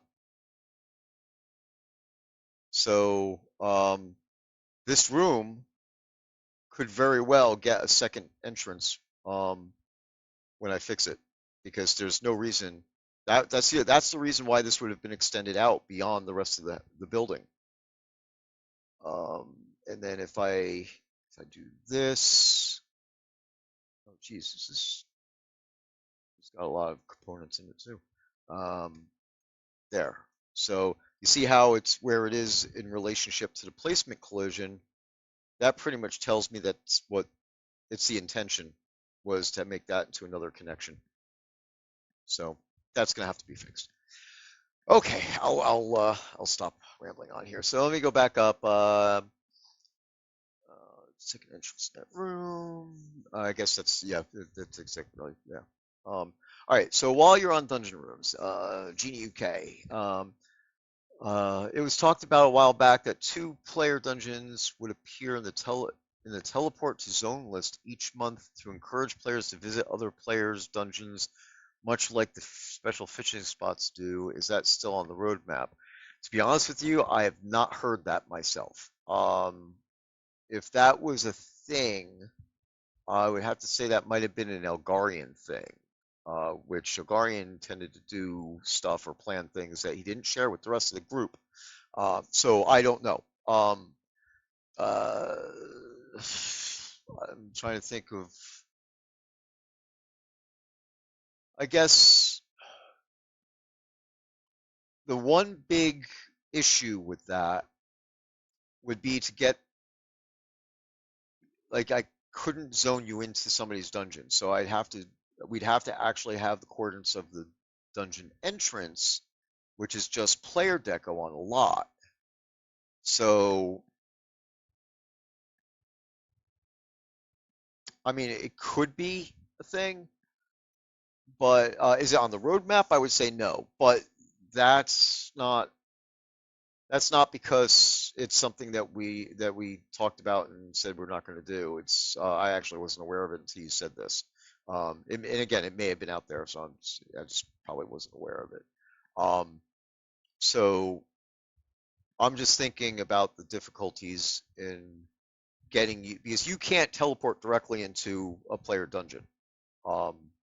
If you do, then you will go to the template of that dungeon. Like I'm looking at the dungeon in the editor here, you would go to the room, but you wouldn't go to the player's dungeon. So, of course, you can only teleport into a foyer. So it would literally be a copy of the foyer that would not have any rooms attached to it, and it wouldn't be owned by anybody. So, which pretty much means that you may not actually be able to leave. If you leave that dungeon by walking out of it, I believe that you start going into a teleportation loop. So that's why you just can't do that. Us devs, we run into that all the time. especially when players report bugs. If we follow the debug string, which will teleport us directly to it, if you reported something inside of a dungeon, it doesn't take us to your dungeon, it takes us to the example or the template for it. So the same bug or same, well, it's not really a bug, the same issue would make itself present if we had that listed that way for that idea. So it would have to be the teleport destination would have to be somebody's lot, and then you'd have to go find their dungeon, um, at least based on our current tech. So uh, if that's not in the wish list, it can go in the wish list. So yeah, yeah, no, I agree with you, and it would be neat to have a directory of them like that. So um, yeah, no worries. But unless, as I said, unless there's something on the forums for this already, and even if there is, tag me in it. But if you want, you could file the wish list for it, and at least this way it's on record, so I could go back and talk about it with somebody about that. But yes, there would have to be some coding involved there, and when I say so, I code, but I mean there would be some real coding to dig through stuff, and because we have to build the UI, we have to build the listing, and we have to have a way to get all the player dungeons together, which means I have to add that to the player reports, um, the same way the leaderboard is done now. All that tech would have to be in there, and then of course we'd have to be able to teleport you to a thing. But of course, the problem there also is that a player could have their dungeon there now. 5 minutes from now, they could decide to collapse it or move their lot, and the listing in the game will still take you to that location. So there are some drawbacks with it, and the game would not be able to update that immediately. Is even the of leaderboards and such, those are updated uh, by way of running a report to pull information out of the database and compiles it. So yeah, so that it could end up being confusing and end up looking like it's a bug when it's just the way it would work. So. Okay. But yeah, no, thanks for the idea. It's kind of an interesting one. I wish there was an easier way to implement it, though. Let's see. In other words, um,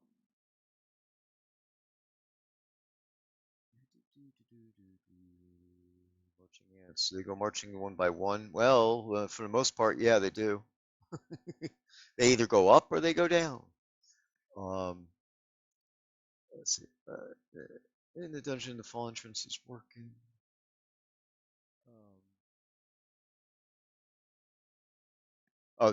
Um, oh, so Morgan, I think you're talking about like the actual adventure zone, right? The fall, where this came from. Uh, yeah. So of course, what we ended up doing is we go in there and we chop out a piece of a dungeon, like I did with the Black Blade dungeon room that we just made. Um, Basically went into Black Blade, chopped out a section of the dungeon, and then terraformed it to be an encapsulated single thing. So this one here could easily have been a situation where whoever grabbed this from the dungeon, which was probably List, may have actually um, highlighted all the pieces. It's like if I do this, is that's how we do it right there. But when when it highlighted this one, it didn't. See, like here, it only highlighted pillar 1A LOD1. It didn't highlight the actual pillar. So that means that that would only show up when my camera's so far away if I did that. So that's very possible that that's what happened there. It also would explain why the texture is different. But anyway, it could be fixed, so I'll add that in. I don't see any reason why not to. Let's see. Messages. Okay, good. All right. All right. Yep. Thank you. Now let me see. Where was I? Oh yeah, we're looking. Let's see if there's any more bugs we could take a peek at. I think that's where we were now. If I drop anything, just let me know.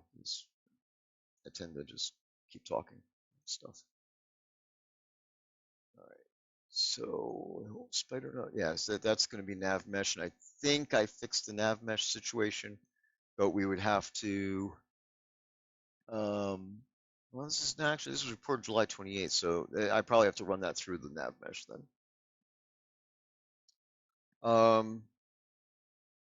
Okay, in the chicken room, this is the thing. That's why I made the small hallway piece to as a workaround. That's the whole on the grid problem.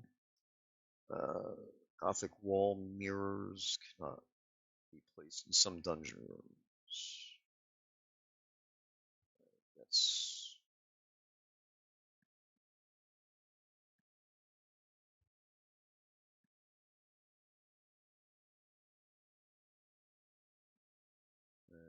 all right. The White Marble Ballroom too. Yeah, so more problems there.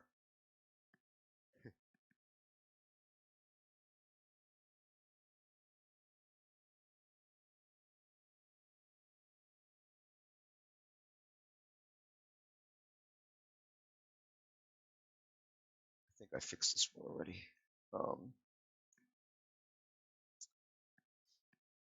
Let's see here.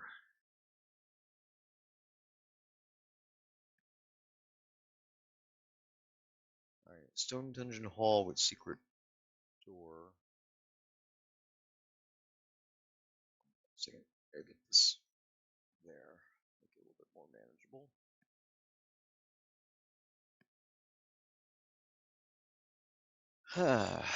Right.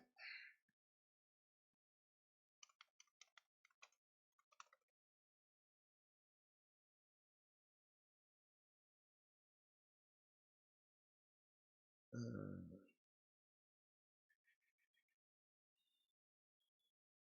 it say no? Of course not. Okay. So here's the interesting thing that this bug report is about the Stone Dungeon Hall with secret door, but the question is it the T intersection or is it the straight one?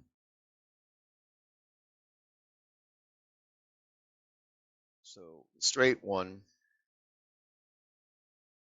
this one actually could probably use a freshening up as well. Let's see.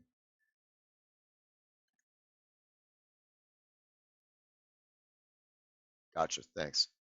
Um, yeah. See, notice though, as I zoom out here, the halls disappear, but the connections don't, and that's an issue, but it's not, you know, a functional issue. This is I discovered all the LOD problems after. I'm just checking to see what.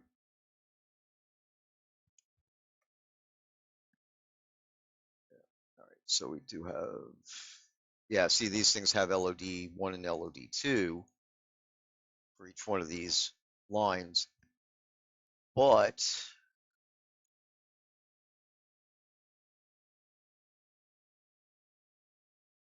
they're not triggering correctly.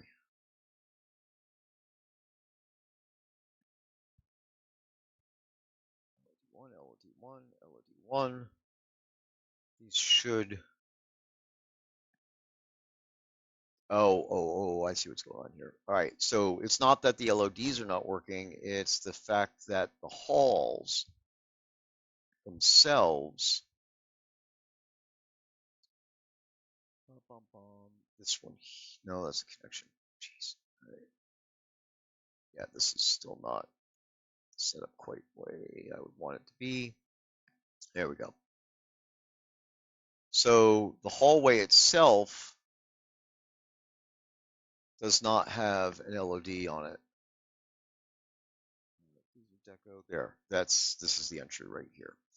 So this has to be added to LOD1. Where's the other one?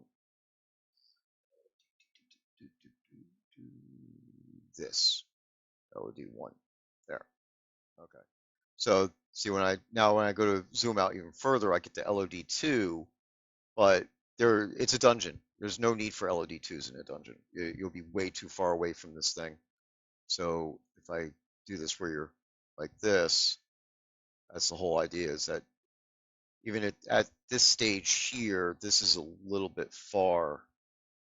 I'm not going to change anything now, but see where it says culled, that's when the thing would disappear. So you'd have to be that far away from that hallway segment for it to disappear and unload itself from your GPU and the memory in your machine.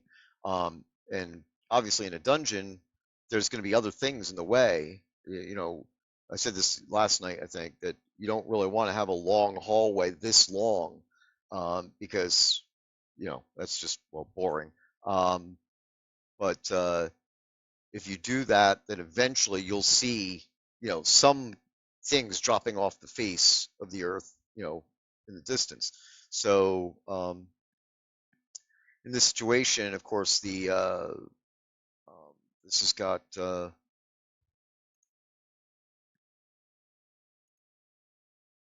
this has got a door, yeah, a door on both sides of this. Or get out of this thing here. So, there we go. Okay, yeah. So remember my key sequences here. Yeah, so when you connect this is just an open thing, so you could see through it to the door. And you know, the farther back you go, the door, yeah, we want an LOD1 on it, or even an LOD2, so that way, you know, that doesn't, you know, disappear from your vision. But the hallway itself should disappear when, you know, because you're going to go like, you know, let's say 40 meters down the road and then turn. You don't care what's over here anymore. So why is it still on your screen? You know, why is it still trying to draw when you can't even see it? Um, okay, so yeah, so I'm thinking that she might have been talking about this is Lily Bird, who reported this. She might be talking about the T intersection one as well.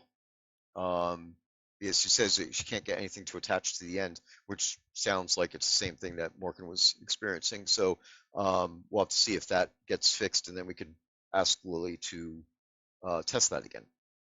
So um,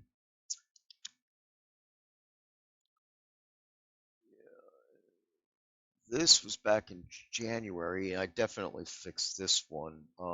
Well, tried to, I should say. Um, this is they had a picture, so I'll show it to you. Basically, I guess what they're saying is that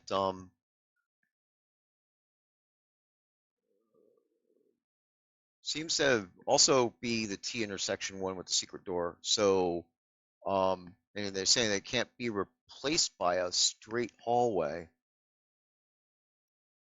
which would indicate a problem with the straight hallway, right? Because the secret door was already, the T intersection secret door was already in place, and he's saying that he tries to put a straight hall in there, and it doesn't accept it. So that straight hall, and that's the one with the torch in it. So I believe that I've rebuilt that one since then. I thought I fixed this back then, but I guess nobody tested it. Um, so let's look at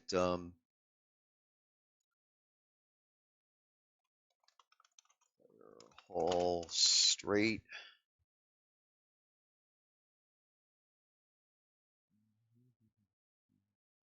All these different variations, and oh, that's the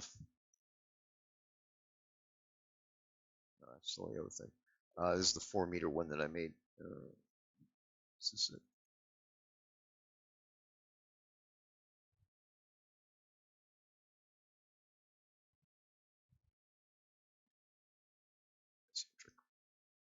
Yeah, yeah. So no, it's not. This is a candle, right? That's a torch.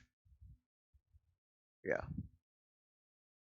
this is definitely not. Oh, well, it doesn't even have the thing. So this is actually from our regular dungeon kit.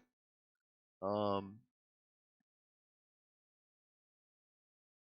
though it says player dungeon, that's kind of interesting. I think there's a lot of I think there are a lot of dungeon rooms that were pending that never got finished.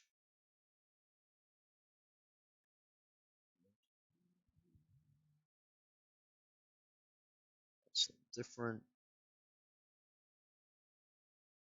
Large fate with torch. There it is. There you go. This is the one. Okay, so we'll check this real quick. Let's see if it meets my current standards. So it's got the right hammers. So you got the little square there on the end, and it appears to be in the right spot.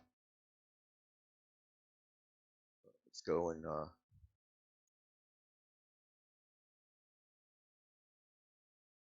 this.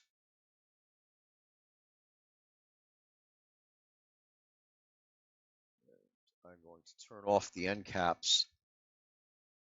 The end caps just get in the way of diagnostics here. So placement collision.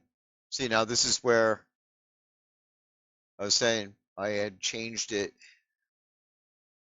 See the little, if you can see the little squares, this is 1 meter. So it's 10 centimeters, 1 centimeter in on the edge, which is technically not right, but it won't prevent place. Well, let me see. Yeah, no, it won't prevent placement because it's thinner than the room, so it's not, not that type of thing. Um, and zoom out a little bit. Where is there? So this is what that should look like. The hammers are straight. They're in the front of the box. The box is 1/2 of a meter away from the edge of the thingy. But let's make sure that this is actually showing up where it's supposed to be. And see. All right. So I don't know if you guys could see that, but it's minus 0.5. So basically, it's moved it in 1/2 meter from where it was being placed. And that's the hammers. So this, the actual placement of this box is at 4. And this explains what that means. So this room as a whole, the center of it is right there. That's 0. And in fact, remember I was saying before on the other one, well, actually that's torch, so that ain't gonna work for me very well. That's not going to make my example make sense. So there you go. There's the thing. So so it's in the center, and this is, if I back up, you can see it's back up enough. You'll see it's on darker lines. That's the actual center of that grid, and that's going to be 0, 0. So and it's sitting right on the grid. So if I needed to, I could zoom all the way down and see all the squares that I need to see for alignment. So point being is that this is aligned where it's supposed to be. The hammers are where they're supposed to be. This is 0. It's 4. It's +4 over here, and it's -4 on this side for a total of 8. All of the dungeon rooms are on an 8-meter square grid. Why 8 versus 10? I don't know. I said that yesterday. I'll say that every time I do a stream and I talk about dungeon rooms because it makes no sense. This was Richard's decision. Scotty and I have discussed it for a long time, and it's sadly one that you can't fix at this point because there's too much stuff already built with that grid system in mind. And as I explained yesterday, when I was adjusting the connections to be on grid in the minecart, well, in the lava lake, which is really a copy of the minecart is not on grid. So every room is going to have to be touched. It's going to be a pain in the ass. Anyway, I don't see anything wrong with this room. So that's where I'm coming down here. Everything is aligned where it's supposed to be.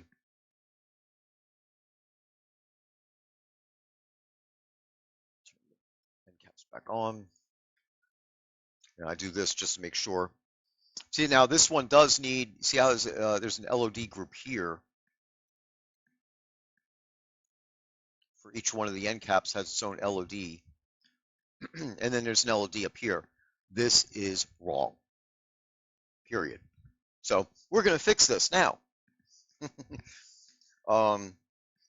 Yeah, so basically, let's go in here and remove the LODs. Anything that has LODs. This has LOD 0 and 1. These are the webs that we don't use in here. They've been turned off. They're just taking up space, so I'm getting rid of those.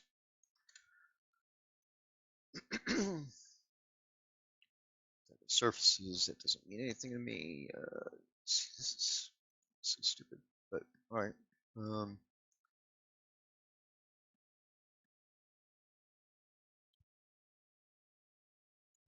And the reverb probe is, that's your echo sound. All right, so basically,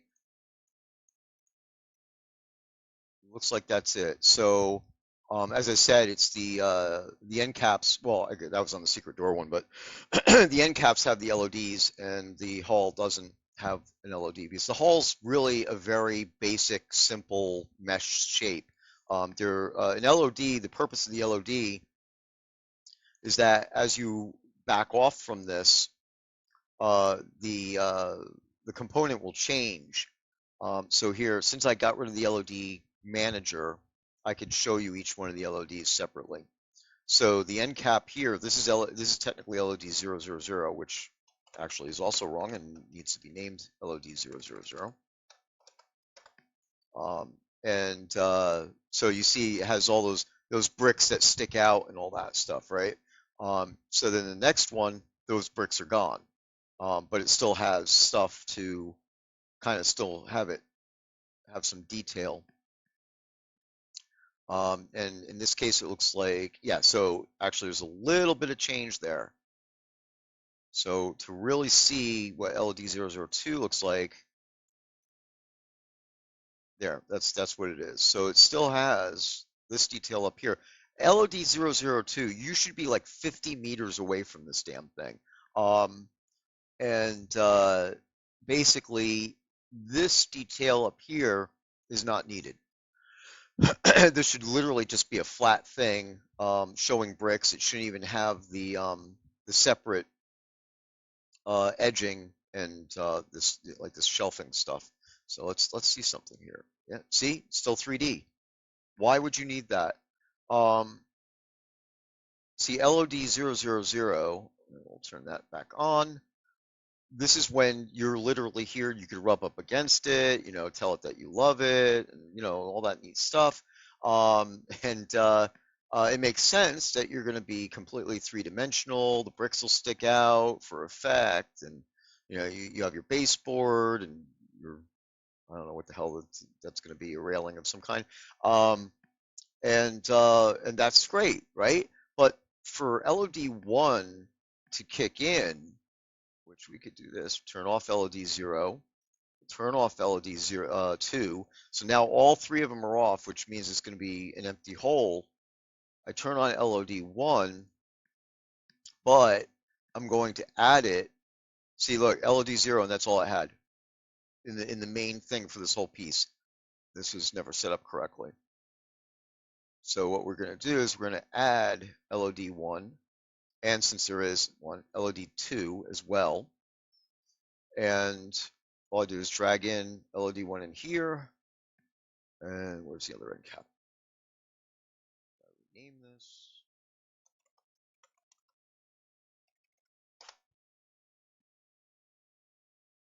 Entertaining, isn't it? So there, yeah, LOD 0, LOD 0. So we already did LOD 1 for that one, LOD 1 for this one, LOD 2 here, LOD 2 here. All right. And now there is stuff missing because it's only the main hallway. The hammers are not part of the LOD system. They should be in there. So we'll fix that in a little bit, but not to digress off the thing I wanted to explain. I'm going to move the stuff to about where I normally would have it do it. So at 10%, it's at that distance away. That's when it'll disappear. And we'll just do 20 on this, and we'll do 30 here. So now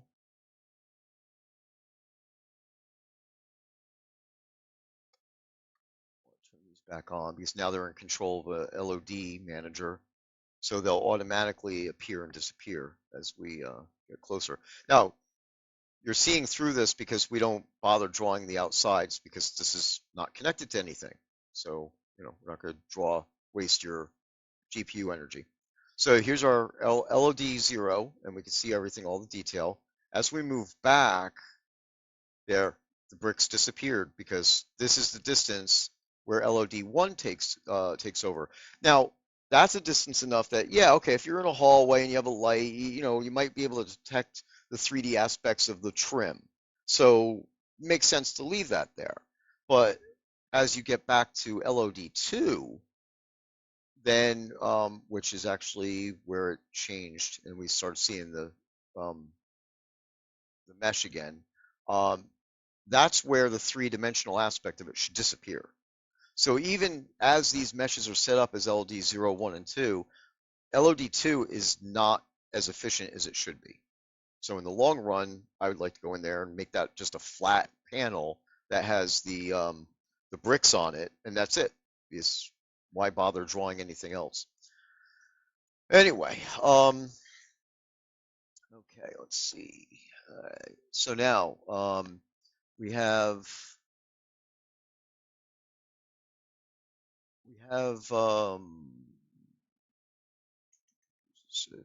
collision. This is all the dungeon setup stuff. So, all right, so I could take, and I don't even have to take the specific things. I could actually take these two torch thingies and put them into LOD 0. Where is it? Yeah, the hammers, I don't need to display them any distance farther than LOD 0. If you're that far away, you don't need to see, like, if you had a chain of 5 hallway segments, do you really need to see all the hammers going down the hallway?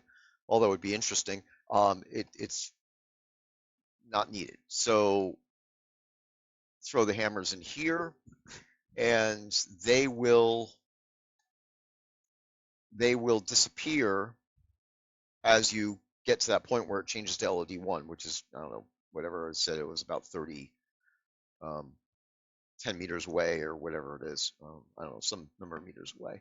And that'll save CPU and GPU. All right, we did the end caps, so that's done. Decoration surfaces, I could try to drop them in here, but nothing will happen because they're not rendering anything. They're invisible. So then, of course, we got the torch itself. That should drop in here, and you get a whole bunch of stuff because the flames, the sparks, then the torch itself on the wall, and so that's a LOD 0. And if I don't put this into LOD 1, then the light will go out. Like if you were to walk backwards away from this thing, the torch obviously will disappear, the light will go out, and all that. So let's just do this. Get out here. Notice because I'm in the LOD manager, it shows me what LOD I'm on now. So I just go like this and see. All right, so at that distance, I'd want the torch to remain. So I will now drag the torch because it doesn't have other LOD levels. Just drag the torch in LOD 1 and poof, it's back again. And now it'll disappear when I get to LOD 2, which in this case probably should still be there. So I'm going to go ahead and put it into LOD 2 as well. So now this way, the torch won't disappear until the entire thing disappears. And that'll make for a better experience in a dungeon. So there you go. And that's that. Then the hall itself, which of course we've already dealt with, I think. Yeah, LOD 0, LOD. Oh no, we didn't. Oh yeah, so let's see some LOD 0, LOD 0, 0, 0, 0, 0, 0. Why is it all staying at 0? That's interesting. Why is it doing that? What am I highlighting on?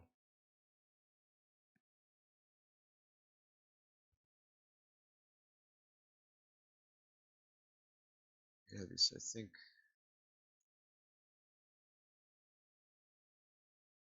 There we go. That's what I was looking for. See? The hallway itself disappears at LOD1. But here's the thing. Well, if the walls were up, it wouldn't matter. But obviously, if you have this in your dungeon, at least one of those walls is down, and then you'd actually see the void. All the blackness would be there.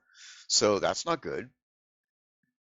So we'll take our hallway and we'll add it to LOD1, and we'll add it to LOD2. So it aligns with everything else. And that way, yeah, I'm positive that you guys have seen this where as you walk away from houses, some parts of them disappear and some parts actually then come back, and it's all mishmash disappearing at different times. That's why this all needs to has to be done, and you have to think about all that. If I didn't put the hallway back in, then the hallway itself would have disappeared before the torch. The torch would have been floating in the void, you know. So this way, it all disappears when it's all together at the same time, and it'll be smooth, and you're at the proper distances where the three-dimensional aspects of the end caps are less than noticeable when they change. And you can see this is the distance where the hammers disappear. So now there's one more thing I need to do here as we finish this up, because we just went through the whole thing. Again, I could do the reverb probe for the echo isn't rendered. It's only video, so it doesn't need to be added into the LODs. The last aspect of doing an LOD cleanup, and let's unpack everything here, and we're going to go down. Oh, I have to unlock this. Sorry. So we're going to go down the list, and what I'm looking for now is anywhere where I'm actually rendering something like these hammers, dynamic occluded. If that's checked off, that could still let the hammers disappear on their own without paying attention to the LODs. So our occlusion system was actually being developed by Justin. No, not that Justin. His name was One and Only. He was the main lead programmer for the project for all those years, and nice guy. I liked him. He was good. You know, he was cool. And sadly, his wife died, and he had to go take care of his kids and stuff like that. So he left the project then. He was right in the middle of implementing what's known as the GDOC system. It's the Global Dynamic Occlusion System. And basically, that would have replaced LODs. And the reason why they went down that path is because the LODs weren't set up right in the game, and they didn't know it, because the people who were supposed to be setting up the LODs apparently didn't understand how to set up LODs. So when Chris went in there and looked at it, he just, you know, assumed or took the word for it that the LED system was broken, or that it wasn't, sufficient enough to, and it was overtaxing people's computers and such. But the bottom line is that, as you just saw here, it wasn't set up right. So once it's set up right, everything around you should be disappearing at certain distances, and that will make your client and your computer operate a lot better and not get too hot like they do now and all that neat stuff. So anyway, I digress as usual. So I'm going to go down the list here, and just make sure that all the dynamic occlusion is turned off because it competes with the LOD system. And now that we set up the LOD system correctly, we'd rather have that going than have these things do wacky stuff and fight to go over each other. So let's get rid of all the dynamic occlusion. And another thing to note here, again, this is way technical stuff you guys probably don't care about, but this light map static, everything should be light map static, I think, in the dungeons. This is the next thing I'm experimenting with, and that has to do with that lighting shift. If I could get that working, I think I could solve the lighting changes. But anyway, with all that said, we'll keep going down the list here. And none of this should have anything because it's not rendered. The fire may, not this stuff here. Also, the fire has its own LOD system. Even though it gets added to the LODs for as an overall thing, the VFX, the flame itself, has a disable distance of near as opposed to very near. And these do represent some distances, which of course are different on everybody's computers based on how powerful your computer is.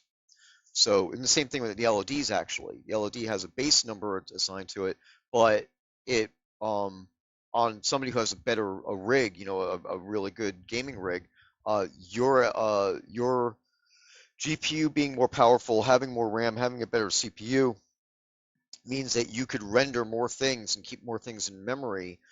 So the LOD system recognizes that and actually extends out the distances. So even though you saw what I was setting here, on somebody with a crappier computer, the LODs will actually all be shifted inward, and the hallway will disappear off the screen sooner. It's all in an effort to make sure that you don't overtax your computer. So anyway, this is set to near, which should be sufficient to keep it lit about 3 lengths of a hallway. And that's my estimate. I have no idea. But so I'm just going to keep going down this thing because all this stuff is VFX, except for the torch itself, which is embedded in there. So I turn off that. And then we have the hallway itself. And then, of course, the reverb, which has no visual components. So this room, this hallway, is now recertified. There's one last thing, I'm saving it, but there's one last thing I'm going to change on here as well. As soon as it gets done. Unity likes to think about things for a while.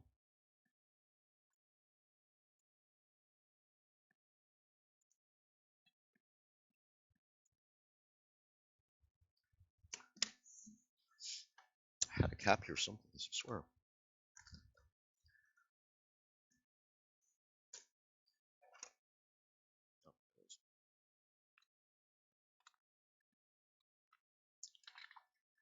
Sometimes I think Unity wants to have a little bit of a rebellious attitude because, I made it work for the last 3 or 4 hours.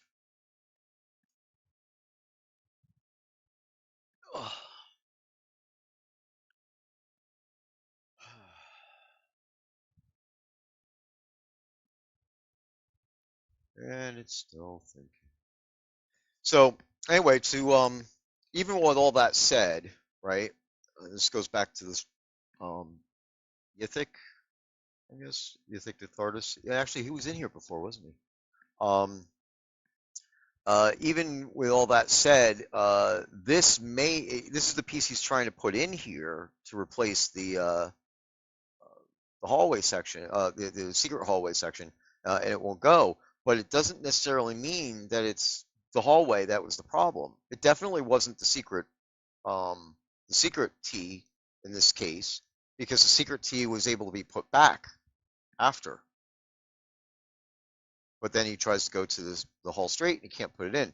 So it could be this 90-degree piece, or it could be this T intersection piece. So I'd have to go and check these as well, because the placement collision could be intersecting on either one of these, which again is where I came up with the, all right, well, I'll leave them 1 centimeter in from each other, so that way I don't have any risk of the placement collision, overlapping. I technically don't know if they're exactly on top of each other, if that'll be okay. It should be, is in code, it should be greater than, not just equals or greater than. But of course, I haven't gone and dug into the code to see what it's actually calculating, which I could do, but it's like searching for the code and everything. It's probably better, just like the Edison thing from yesterday. It's probably easier and better to set up a couple of tests and then go and see if the rooms will place together. And so we'll determine if the 1 centimeter in is required or if it really should be right on the edge. And that's something I need to sit down and actually do and make determinations as well. So, and what was it? Oh, sorry, I was going to change in here. So this is my this is actually like Rev 1 of my updated hammer thing. If you'll notice that looks like, for those of you who are familiar with construction and stuff, this actually kind of looks like one of those metal grid things with the teeth on it that you would bang into wood to hold a beam up. That is a plane, and the plane is made up of a grid of a mesh. So this has, I don't know, maybe 64 polys on it, and it's not really doing anything for, that gives us the cost of it is way too high, right? So, to visual,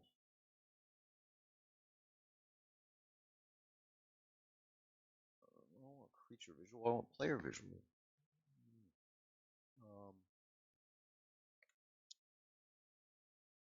See, player parts.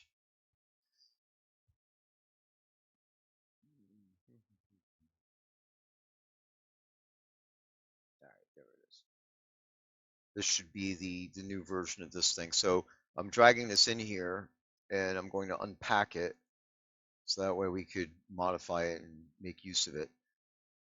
Basically, what I've done is I've changed the back of the hammer to use a different type of thingy. So it's not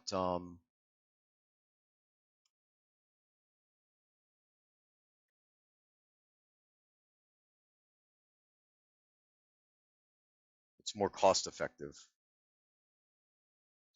All right, slow this thing down. There we go. So now, see, when I'm clicking on it, I don't get that grid. It's literally just a square with one diagonal line going across it. So if you have a big dungeon, I mean, this is not going to like crash your computer, but if there's a place where I could do some cost savings, I should do it everywhere, right? Okay, yeah, no, this stream isn't, this is all purely about the dungeon rooms and everything. How you doing, Patosh? Updates on episode 2 progression. Actually, it's interesting that you asked that question. Sanyo is actually actively working on that right now. Well, I mentioned this, like, what is it, in Discord last week. I have plotted out an outline for the third book. And I know this is a little bit off the side of the question, but we have, there's 2 books published. What is it? The Sword of Midris and the Eye of Scales. There's a third book that's due to go out, has to still be written, but that will be the third in the trilogy that wraps up the Obsidian War, and then will bring you up to somewhat more current day in the game. Then books 4, 5, and 6 will be for episodes 3, 4, and 5. So book 3 will cover episode 2, the happenings in episode 2. And my hope is that I'd be able to get an alignment with that to get that out. Uh, but the book will probably end up coming out after episode 2 is completed. So with that said, we have a plot line, we have all the stuff, and Sanyo is actually working on that to get um, the final zones that have to be built and the quest lines have to be finished up and put together. So we're keeping that out of the player view as long as we can to make sure it's all exactly as it should be and done. And there's a lot of work involved there. Then we move on to episode 3 immediately. We're not, we won't be waiting. We'll be just moving right into that. And episode 3, 4, and 5 will feature a story arc. Technically, episode 2 will start giving you hints to the story arc. And I've been planting things in the game that have to do with the future and what's going on. So I will only say this. I'm not going to say this on the release streams or anything like that. The official streams. And so between you and me, pay attention to things that are said by NPCs in the Crown Store, in the newsletter, uh, and other places like that. There are hints already in the game about what's coming and where the game is going. I'm actually quite happy with this. I have plotted out the entire thing all the way out through episode 5, which Portalarium didn't do. They were taking it one episode at a time. So, and I met with Richard a number of times and plotted this all out and made sure that it didn't, go astray of canon. And he's happy with the ideas and where we're going and everything. So he and I are actually putting the books together. So anyway, with all that said, yes, episode 2 is progressing obviously slow because we don't have a huge team. When they were doing the episode part of the game, pretty much 30 out of 38 of the devs were involved in making that happen. So if you could imagine, with our team being as small as it is, the progress is definitely a lot slower. And I'm working, geez, I don't know, quadruple duty. Um, uh, Not only being the build master and doing content work like this, then I also have to do the book work, get that done, and get all the quest lines written and everything. So definitely a ton of stuff, a lot of overhead involved. Thanks for the question. So okay, let me see here. So oh yeah, all right. So what I want to do is I'm just going to take the side out facing the room here, duplicate it, and drag it down into this hammer. Go here, copy this one's location. Oh, no, wait. Is this where I want it? I just did some of these yesterday. I gotta remember how I want to do this. Um,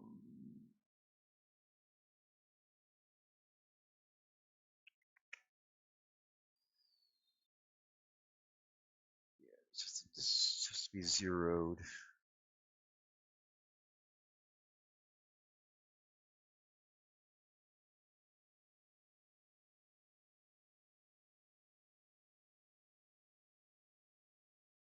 Yeah, I think this is it. Right. Copy that. That.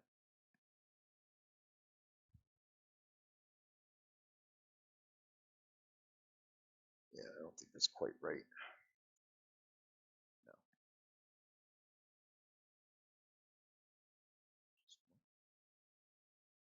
Wrong one. Nope, that's not it either. All right, I screwed this up. So go backwards.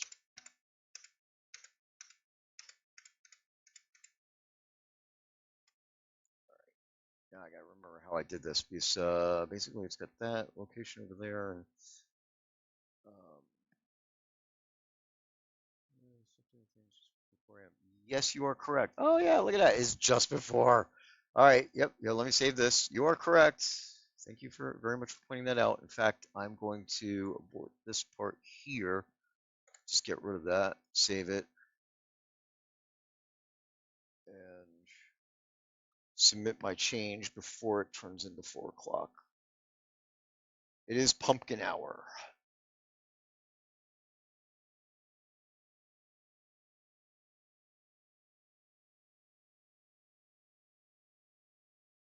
Changed.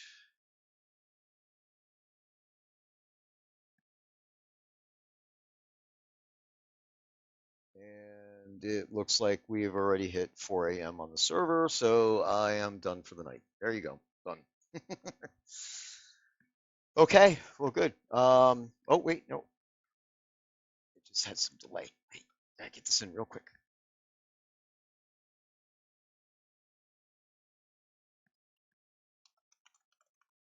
You know what? No, I'm not gonna do it. It's literally 4 a.m. now. Um, if I submit it, it'll actually lock my computer up and just sit there and wait for the 10 minutes or so. It takes about between 10 and 15 minutes for it to do its cleanup every night.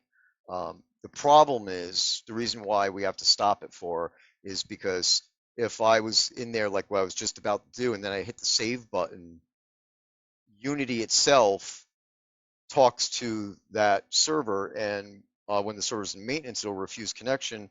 So Unity is stupid enough, at least this version of Unity, is stupid enough to say, oh, all right, well, it's gone. Well, then that means that none of this stuff that I have checked out is checked out anymore. So it just wipes all that out. It still saves the stuff locally, but then when I go to submit something, it doesn't show up in the list that I made changes. So that could be very, very bad. Anyway, but thank you very much for pointing that out, Brazen, because I definitely would have gotten caught by it this time. Okie dokie. Well, with all that said, I am gonna part ways with you guys now, but I definitely still need to go in here and figure out why this dungeon room is not passing integration, so I can start the QA build. So you guys can go in there and do some QA checking. I will write up um, a testing directives um, in the forums. So for those of you who don't know, we have the Bug Brigade set up, and basically, if you want to join the Bug Brigade and you're not in the Bug Brigade, even though you don't know what it is yet, send a PM to me in the forums, and either myself or Allium will get back with you and get you all signed up and all that neat stuff. In the meantime, if you want to know more about it, uh, go into the forums and look into the player testing area, uh, player testing section of the forums. I guess go over here, bring this up.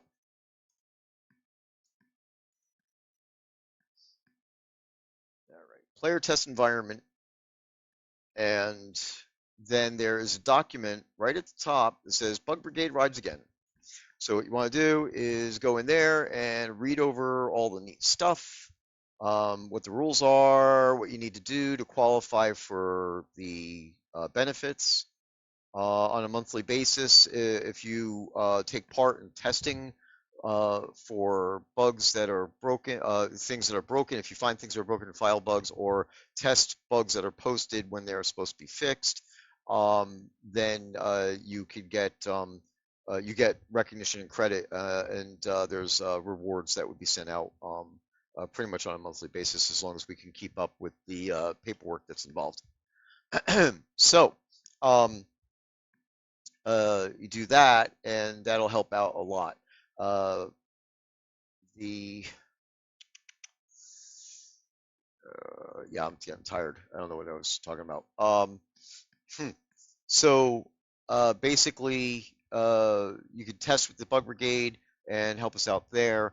Along with that, there are testing directives. So what will happen is in that section of the forums, where all this Bug Brigade rides again and stuff like that are, go in here, right? Go in this, and then there'll be uh, a listing right below the Bug Brigade Rides Again post, you'll see things like it'll say testing directive for release 133, and then there's other things like uh, about stuff that's like known issues that you don't have to worry about, that type of thing. Informational posts, PSAs, as it were. So we'll put up a testing directive post here and in detail say, here's what we want you to test. Here's where to go in on the QA server to get the items. So like we don't just say, go log in and make the items or whatever. We'll actually have a cache chest someplace, usually in hometown, right on the docks when you go to hometown, where you could go get the blueprints, the recipes, or even just the pre-made deeds to whatever it is, right? So, or the items. And in this case, you would have the actual uh, pre-made dungeon rooms will be in there for you to grab and test with. And we'll put like 100 of them in there. Don't be greedy. Don't take them all.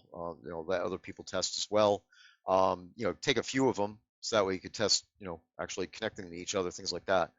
And of course, on the QA server, you also get a whole ton of kodos and gold and things and experience as well. So that you go in there and do whatever you need to do with minimal amount of time involved. Um, the testing directives notice will also be posted in Discord. In Discord, we go to Discord. Let's see, get into here. Yep. So there, and then down to the player test environment channel, which will have discussions with the bug mods or notices that the QA database has been updated or the client server has been updated to a new patch, or if there's a testing directive. And I'll have links to the actual posts in the forums as well, make it easy to find them.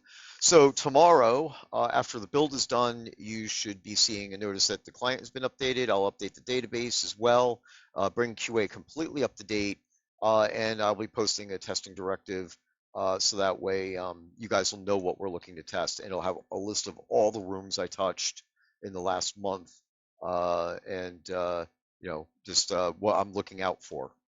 What things that we're trying to make sure haven't broken and what we were trying to fix. So with all that said, good night, Brazen, if you're still there, and good night, everybody else. I'm actually thrilled about it. It's like this is my normal work time. It's basically late night stuff, and I pretty much stay up until between 4 and 6 a.m. So you know I'll try my best to start streaming more often, more consistently, so that way you can see what's going on. I know some of this is probably boring, but it could be helpful as well.